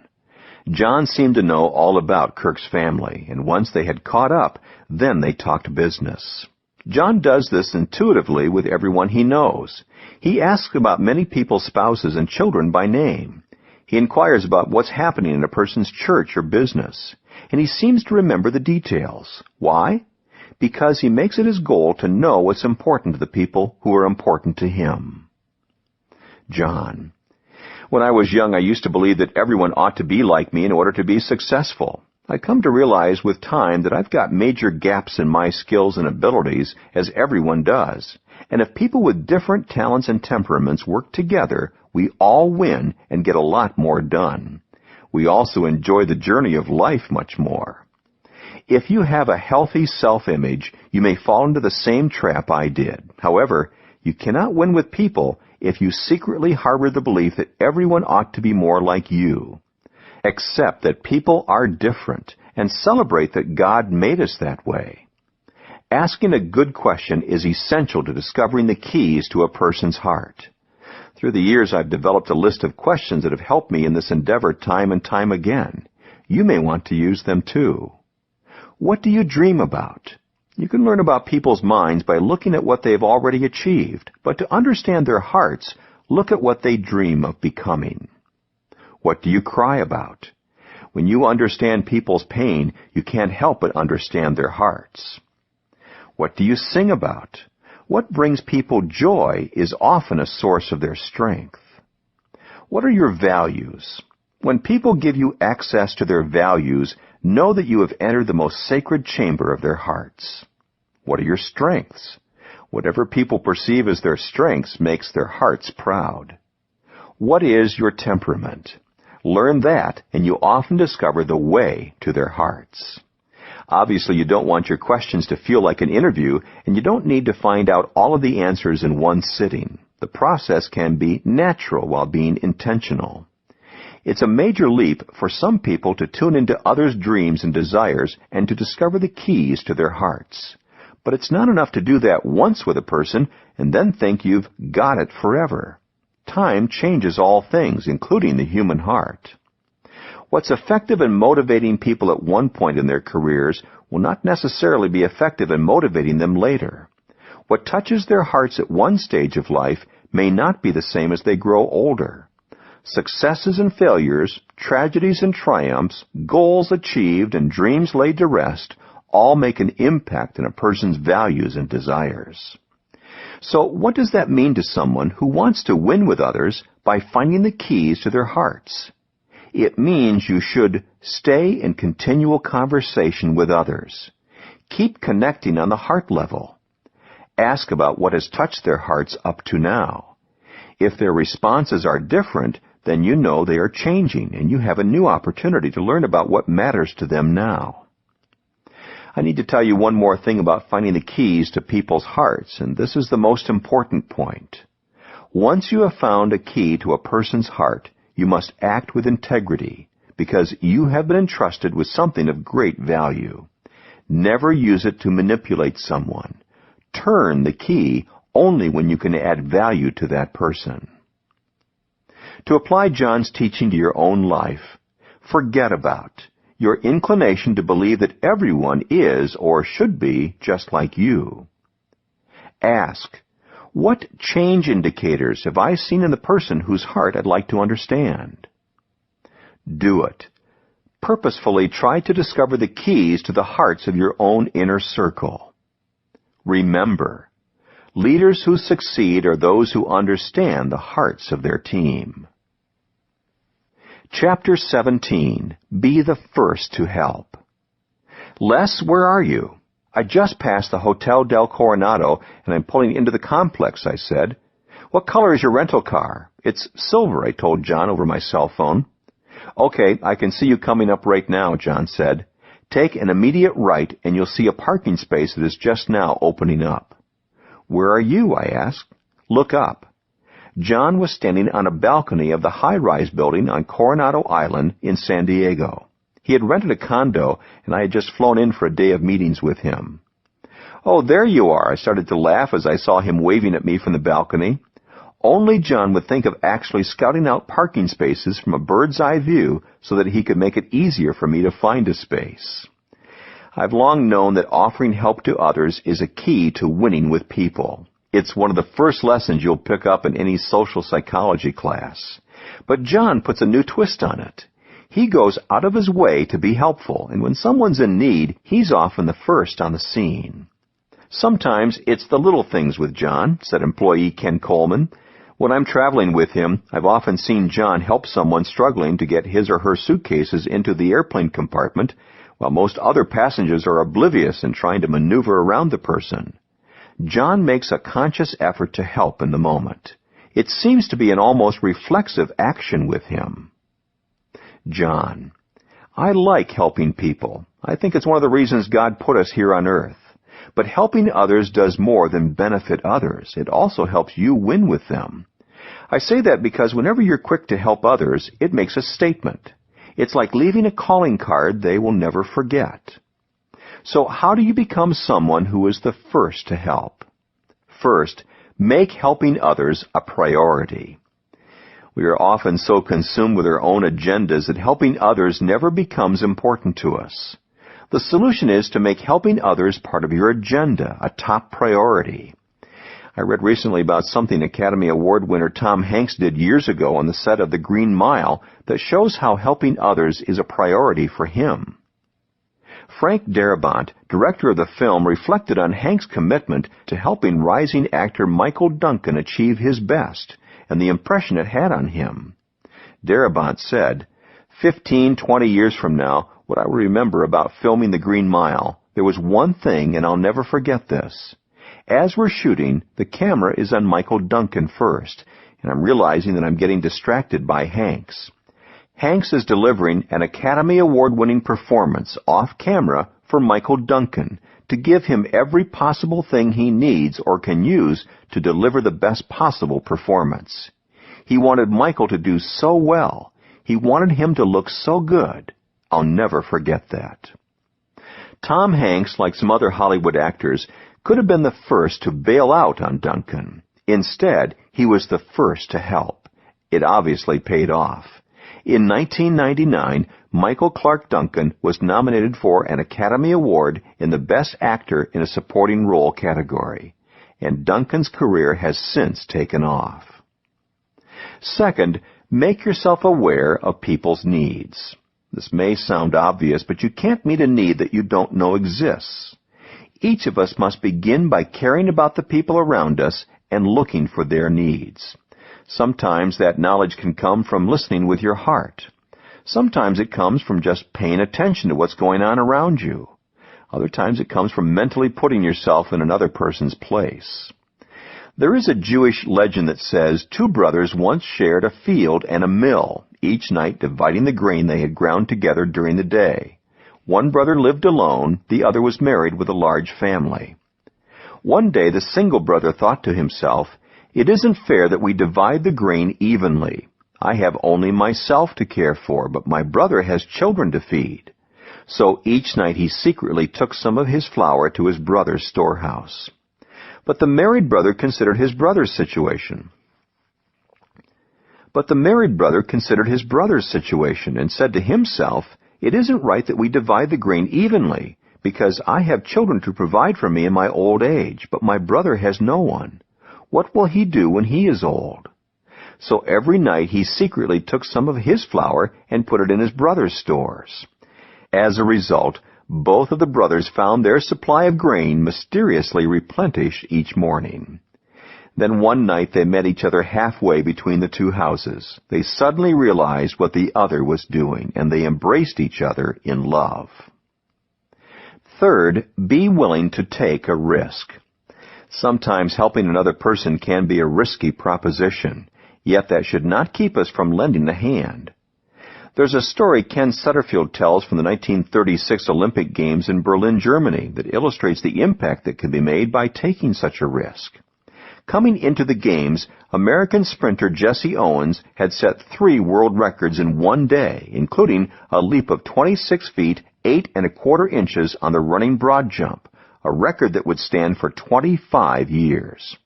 However, Owens faced great pressure during the Games. Hitler and his fellow Nazis wanted to use the competition to establish Aryan superiority, and Owens, a black man, could sense the hostility toward him.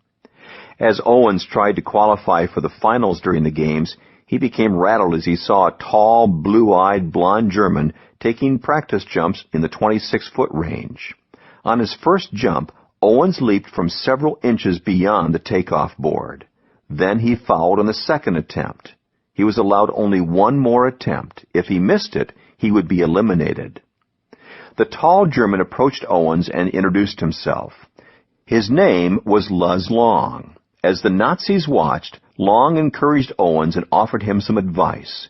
Since the qualifying distance was only 23 feet 5.5 inches, Long suggested that Owens make a mark several inches before the takeoff board to make sure he didn't foul. Owens qualified on his third jump. In the finals, he set an Olympic record and earned one of his 4 gold medals. And who was the first person to congratulate Owens? Luz Long. Owens never forgot the help Long had given him, though he never saw Long again. "You could melt down all the medals and cups I have," Owens wrote, "and they wouldn't be plating on the 24-karat friendship I felt for Luz Long." To apply John's teaching to your own life, forget about thinking about only what's in it for you, and think about how you can offer a hand. Ask, how can I help you? Do it.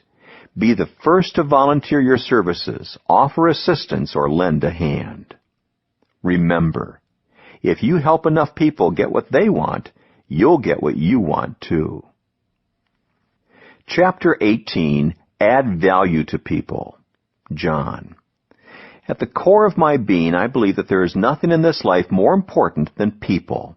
Having embraced that truth, I try to live it out with integrity. To me, that means doing everything in my power to add value to people. It all starts with your attitude toward people. Human relations expert Les Giblin remarked, "You can't make the other fellow feel important in your presence if you secretly feel that he is a nobody." Isn't that true? Don't you find it difficult to do something kind for people when you dislike them? The way we see people is often the difference between manipulating and motivating them. If we don't want to help people, yet we want them to help us, then we get in trouble. We manipulate people when we move them for our personal advantage. However, we motivate people when we move them for mutual advantage. Adding value to others is often a win-win proposition. How do you see people? Are they potential recipients of value you can give, or do they tend to be nuisances along your path to success? Author Sidney J. Harris said, "People want to be appreciated, not impressed. They want to be regarded as human beings, not as sounding boards for other people's egos. They want to be treated as an end in themselves, not as a means toward the gratification of another's vanity." If you want to add value to people, you have to value them first. You also have to make yourself more valuable. Have you ever heard the phrase, "You cannot give what you do not have"? There are people who possess good hearts and the desire to give, yet they have very little to offer. Why? Because they have not first added value to themselves. Making yourself more valuable is not an entirely selfish act. When you acquire knowledge, learn a new skill, or gain experience, you not only improve yourself, but you also increase your ability to help others. In 1974, I committed myself to the pursuit of personal growth. I knew that it would help me to be a better minister, so I began to continually read books, listen to tapes, attend conferences, and learn from better leaders. At the time, I had no idea that this commitment would be the most important thing I would ever do to help others, but that has turned out to be the case. As I improve myself, I am better able to help others improve. The more I grow, the more I can help others grow. The same will be true for you. If you want to add value to people, you must make yourself more valuable. And you must know what people value. I make it a standard practice to note what the people in my life value, and you should too. Here are some examples from my own life. Margaret, my wife, values my time with her and my attention. My children, Elizabeth and Joel Porter, value the legacy Margaret and I are leaving them. Larry, my brother, values my prayers and our time together.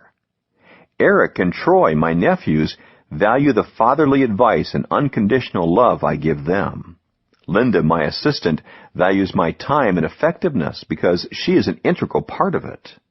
John, the president of my nonprofit organization, Equip, values the leadership and opportunities I give him. Kirk, the president of my company ISS, values my friendship and partnership. I could go on, but I don't want to bore you. The point is that we must take the time to know what our most valuable people value. By the way, adding value to others is not only a gift to them, it is a gift to you. The people I have just listed continually add value to my life. Some have given so much to me that no matter how much I do for them, I will never even the score.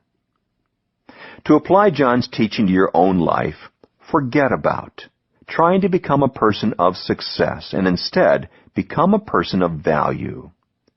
Ask, who adds value to my life and to whom would I most like to add value? Do it. Make a list of people in your life and note exactly what they value most from you. Remember, if you don't truly value the person, he or she will never feel important in your presence.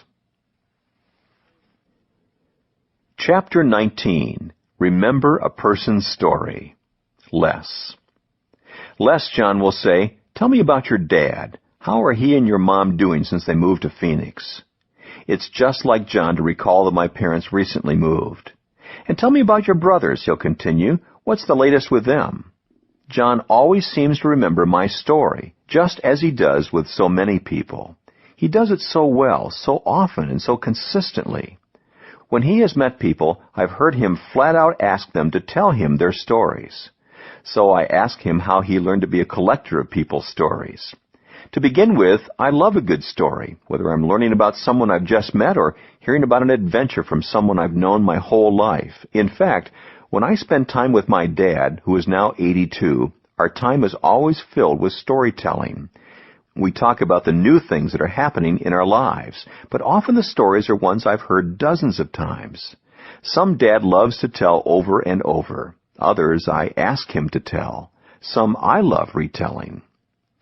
But you seem to go out of your way to get the story of someone you just met, I commented.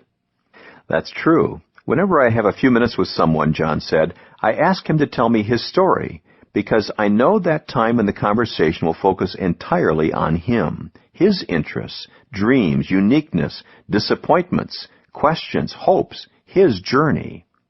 While that person enjoys the personal attention, I gain insight into the keys to his life.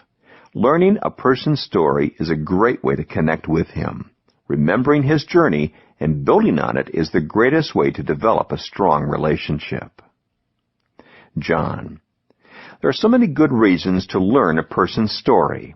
Requesting a person's story says you could be special.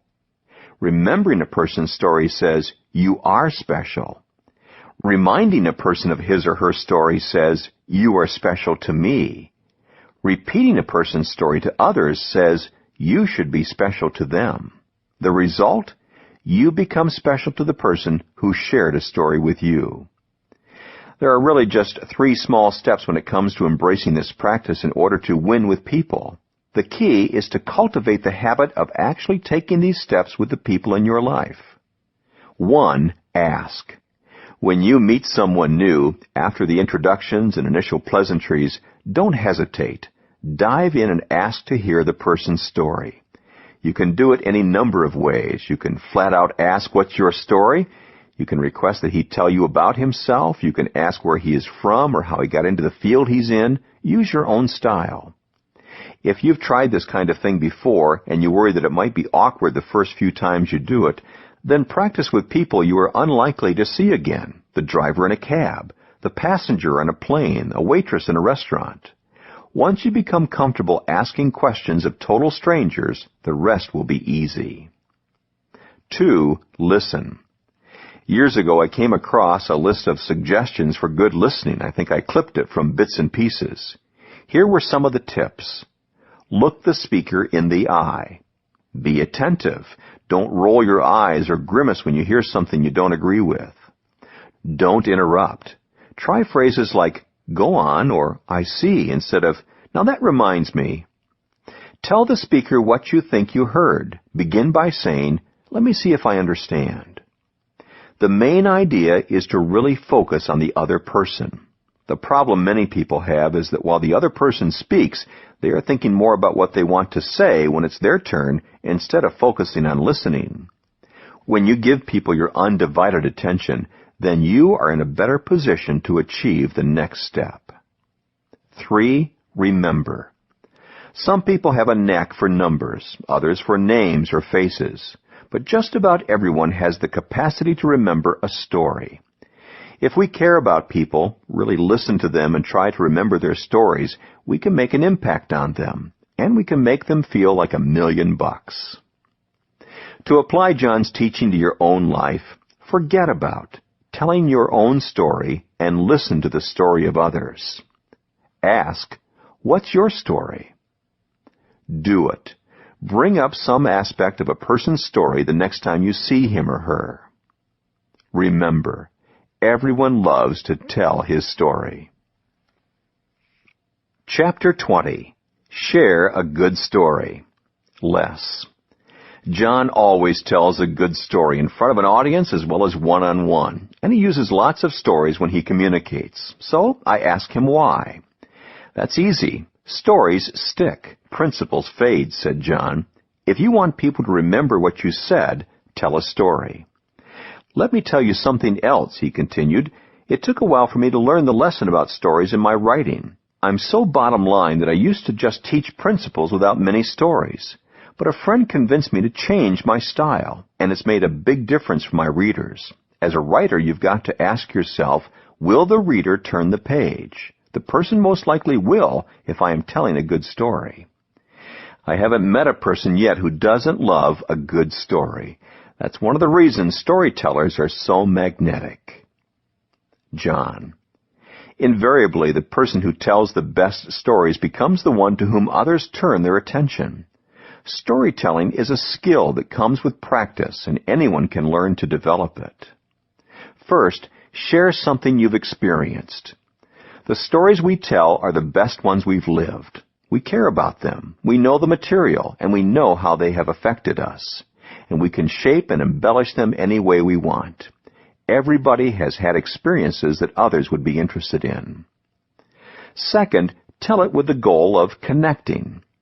The people who have the toughest time telling stories are the ones who try to impress others with them. If that describes you, then change your goal. Tell stories with the purpose of connecting with others. Put the focus on the listener, and your storytelling skills will improve overnight. Third, put your heart into it. People love humor, but not everyone can tell a funny story. If you can, go with it. But never underestimate the power of a story from the heart. If you want to tell a connecting story, make it warm. Put your heart into it. And don't be afraid to show people that you care about what you're talking about. Fourth, assume that others want to hear it.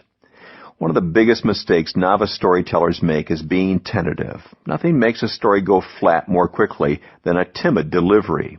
If you're going to tell a story, be bold, be energetic, be engaging. Go for it, or don't go at all. I've read that the elite often criticized President Lincoln for telling too many stories, but he didn't let it stop him because he knew what worked with people.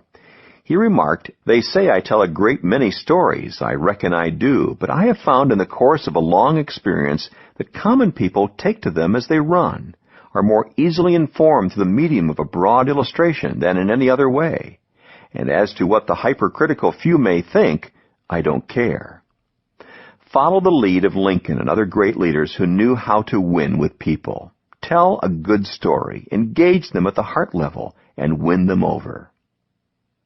To apply John's teaching to your own life, forget about being a professional storyteller. Ask, how can I make my point come through stronger with a story? Do it. Tell a story instead of relaying only facts. Remember, Stories stick. Principles fade. Chapter 21. Give with no strings attached.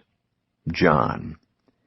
Pierre Teilhard de Chardin said the most satisfying thing in life is to have been able to give a large part of oneself to others. Anyone who has unselfishly helped another person knows this to be true. Yet not everyone is able to adopt an ongoing mindset of giving toward others. Why is that? First of all, I believe it has nothing to do with circumstances. I've met generous people with almost nothing who are willing to share what little they possessed. And I've met well-off people who were stingy with their time, money, and talents. The issue is really attitude. I've found that people who enjoy giving with no strings attached usually exhibit two characteristics that anyone can embrace. One, they have an abundance mentality. If you've read Stephen Covey's book, The 7 Habits of Highly Effective People, then you are familiar with the concepts related to scarcity and abundance mindsets. In a nutshell, people with scarcity mindset believe that in life there's only a limited supply of anything to go around, whether it's money, resources, opportunity, and so forth. And they see the world as a pie with a limited number of slices. Once they're gone, they're gone. As a result, they fight to get their piece, and once they have it, they protect it. People possessing an abundance mindset believe that there is plenty of everything to go around. If life is a pie and others are helping themselves to pieces, the solution of the person with the abundance mindset is to bake another pie. There is always more money to be made, more or different resources to be discovered, additional opportunities to be pursued. An old solution isn't working anymore? Don't worry, someone will find a new one. The inventors, entrepreneurs, and explorers of the world are continually creating new pies so that everyone can get a slice. My own take on this is that people tend to fall into one of two categories. They are either takers or makers. Takers are people who take, grab, and consume whatever they can to meet their own needs. They see life as a rat race. Of course, the main problem with that is that even if you win, you're still a rat. Makers, on the other hand, are people who give, create, and make things happen. They create progress and foster success for others. They are just as likely to give as to take because they are continually helping to create more for everyone. People who habitually give with no strings attached almost always have an abundance mentality. They are generous because they believe that if they give, they will not run out of resources. Someone once asked me why he should adopt an abundance mentality, and he was surprised by my answer. I told him that if you believe in abundance, that's what life gives you. If you believe in scarcity, then that's what you get. I don't know why that is, but after 50 years of paying attention to people's attitudes and watching how life unfolded for them, I know it to be true. So if you desire to be more generous, change your thinking and your attitude when it comes to abundance. Not only will it allow you to be more generous, but also it will change your life. 2, they see the big picture. People who give with no strings attached are usually aware of the help they have received along the way. They recognize that they are standing on the shoulders of previous generations. The progress they make is due, at least in part, to the work and sacrifice of those who have gone before them. Because of this, they are determined to do for the next generation what was done for them. To become better givers, we need greater perspective. When we realize how much we have benefited from the kindness of others, it becomes much easier for us to be generous. And one of the best things is that giving is so rewarding.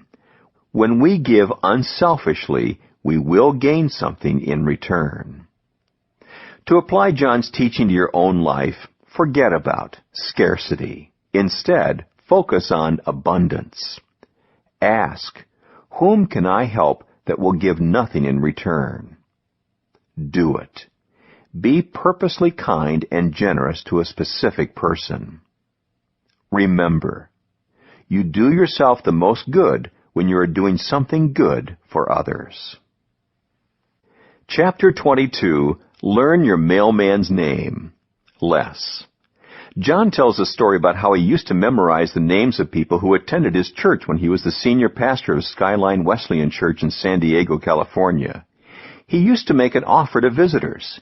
If they would allow someone to take their picture on Sunday after the service, John promised to learn their names by the following Sunday. John did that until he finished his tenure at the church in 1995. Fulfilling that promise, John was able to memorize the names of more than 2,200 people and greet them by name. I've long admired this skill and personal approach of John's. In fact, it inspired me in my work as a professor to learn the names of several hundred students in my classes each semester at the university. Why do we do it? Because we know that a person's name is his personal signboard to the world, his most intimate, distinctive possession. And when you remember a person's name, it can make him or her feel like $1,000,000. John. How do you feel when someone calls you by the wrong name? How about when you kindly correct the person and spend time with him and he still gets your name wrong? How about when people haven't seen you for a long time and they still remember your name? Doesn't it make you feel good? And doesn't it also impress you? When people care enough to know your name, they make you feel valued. My friend Jerry Lucas is known as Dr. Memory. He has spent the years following his hugely successful run in the NBA, helping school children and adults improve their memories through a variety of innovative techniques. One of the things he teaches is called the SAVE method. Here's how it works. S. Say the name 3 times in conversation. A. Ask a question about the name, for example, how it's spelled, or about the person. V. Visualize the person's prominent physical or personality feature. E. End the conversation with the name. Years ago, Jerry showed how useful his method could be by remembering the names of every guest in the audience at The Tonight Show. I believe it can also help you remember the first and last names of the people you meet. Almost everyone has trouble recalling names on some occasion. When this happens, try to recall the situation in which you met the person or last saw him or her. If you can't recall even that, then ask, how long has it been? Perhaps that will jog your memory. If you're meeting people along with a friend or colleague, sometimes you can help each other out. Introduce the person whose name you do remember to the person whose name you don't, and perhaps the individual will volunteer his name. Or you can agree with your friend ahead of time to come to each other's aid. My wife and I do this. When we make introductions, Margaret knows that if I don't introduce someone by name, I'm not sure I remember it correctly, and she will quickly introduce herself and get the other person's name in return. When all else fails, just say, I'm so sorry, I remember you well, but I'm afraid your name has slipped my mind. Then, after the individual reminds you, use the SAVE method so that you're less likely to forget it again in the future. If you work at it, you will become better at remembering people's names. Don't be too hard on yourself, however, when you blow it. That's what I did recently when meeting a couple whose last name was Lake. One of the things I do when learning a name is to link the name to a mental image. When I was introduced to the Lakes, I immediately placed a mental image of a lake on their heads and thought of Hargis Lake, where I grew up. A few days later, when I saw them again, I mistakenly asked, how are you doing tonight, Mr. and Mrs. Hargis? Sometimes even our best practices fail us. To apply John's teaching to your own life, forget about blaming your bad memory and exert some effort to remember people's names. Ask, what can you tell me about the origin of your name or how it's spelled? Do it. Use the SAVE method with each new person you meet this week. Remember, a person's name is one of his or her most valuable possessions. Chapter 23. Point out people's strengths. John. People often make a mistake on their personal development when they focus too much on their weaknesses. As a result, they spend all their time trying to shore up those weaknesses instead of maximizing the strengths they possess. Similarly, it's a mistake to focus on the weaknesses of others. The self-proclaimed experts who can tell others what's wrong with them never win with people. Most people simply avoid them. Instead, we need to focus on finding people's strengths and pointing them out. People are motivated in their areas of strength. When you work in your areas of strength, you don't need much external motivation. If people have been grinding away at tasks in their weak areas and they are reassigned to work in areas of strength, watch their motivation, their enthusiasm, and their productivity skyrocket. People add the most value in their strength zones.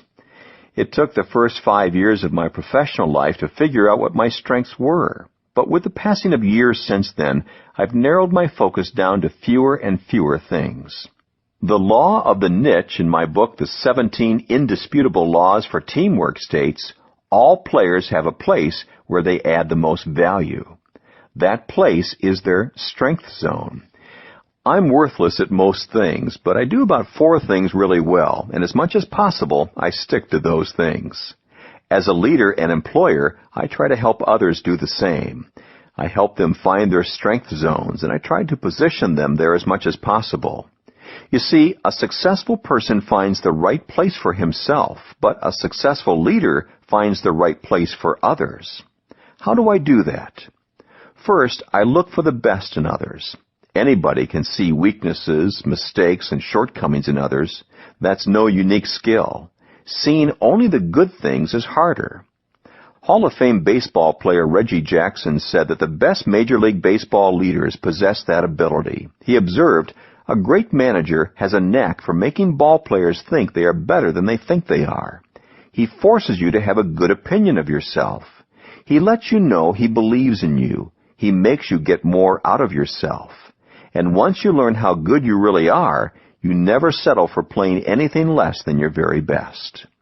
That's true in any area of life, business, parenting, marriage, ministry, and so forth. Don't look for the flaws, warts, and blemishes in others. Look for their best. Second, I speak up. You can think the world of others, but if you never actually tell them, then you don't really help them. I have always believed that all people have a success seed within them. Most never find it and therefore fail to reach their potential. I often look at another person and ask, what is his success seed? When I discover it, I point it out to that person. Then I fertilize it with encouragement and water it with opportunity. You can do the same. To apply John's teaching to your own life, forget about others' weaknesses. Ask, what does this individual do exceptionally well? Do it. Every day this week, tell at least one person what strength you see in him or her. Remember, every person in the world possesses the seeds for success. Chapter 24. Write notes of encouragement. Less. In 1791, William Wilberforce was facing one more discouraging defeat in his attempt to abolish Britain's slave trade, John told me when we were looking at a framed copy of a letter written by John Wesley. Then he received a letter from John Wesley. That now famous letter would prove to be a continuing source of strength for the rest of his life. Here's how it read. London, February 26, 1791. Dear Sir, unless the divine power has raised you up, I see not how you can go through your glorious enterprise in opposing that execrable villainy, which is the scandal of religion, of England, and of human nature. Unless God has raised you up for this very thing, you will be worn out by the opposition of men and devils. But if God be for you, who can be against you? Are all of them stronger than God? Oh, be not weary in well-doing. Go on, in the name of God and in the power of His might, till even American slavery, the vilest that ever saw the sun, shall vanish away before it. That He who has guided you from your youth up may continue to strengthen you in this, in all things, is the prayer of your affectionate servant, J. Wesley. 4 days after writing that letter, John recounted, Wesley was dead. And once again Wilberforce was defeated when the vote was taken in Parliament. Ultimately, Wilberforce prevailed, but in the intervening years he was vilified and faced so many disappointments. His opponents even arranged for him to be challenged to a duel and made an attempt to kill him.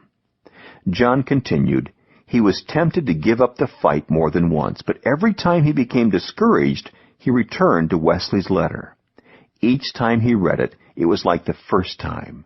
It never failed to encourage and strengthen him. If you don't believe in the encouraging power of the written note after hearing about that, John said, you probably never will. I can attest to the fact that John believes in that power. I've received several notes of encouragement from him over the years, and I still have many of them. They may not hold the historical value of Wesley's note to Wilberforce, but their value to me is priceless. John. If you haven't already guessed, I'm a real history buff.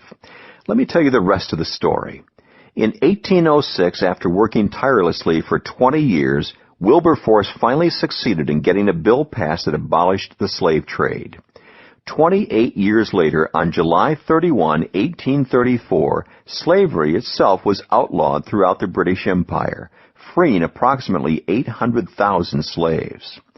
Although he did not live to see the realization of his dream, having died on August 5, 1833, no one was more responsible than William Wilberforce for the demise of slavery in the British Empire. Wilberforce devoted his entire life and political career to a great cause, ending slavery. Yet he might not have prevailed had it not been for the encouraging note of John Wesley. Written notes don't have to come from someone famous to be encouraging. A kind word given from the heart is always well received. If you've never mastered the practice of sending handwritten notes to people, then I want to encourage you to try this often neglected way of winning with people. Today we communicate by telephone, digital pager, cell phone, fax machine, email, and the Internet. In the hectic pace of our busy lives, who has time to correspond the old-fashioned way?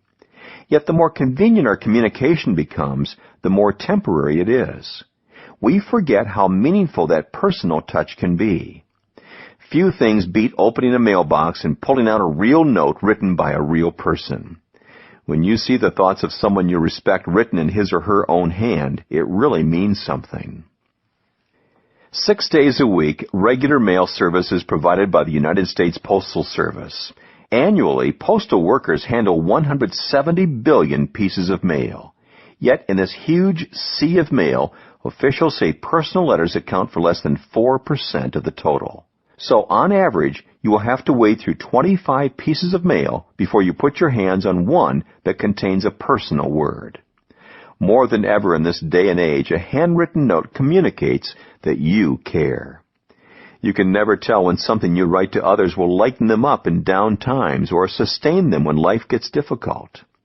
In the first Chicken Soup for the Soul book, teacher Sister Helen Mrosla recounted how a spur-of-the-moment assignment in class became a source of encouragement for her students.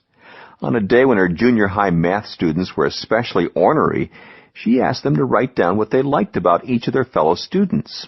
She then compiled the results over the weekend and handed out the lists on the following Monday. Years later, when one of those students, Mark, was killed in Vietnam, she and some of those former students got together for the funeral.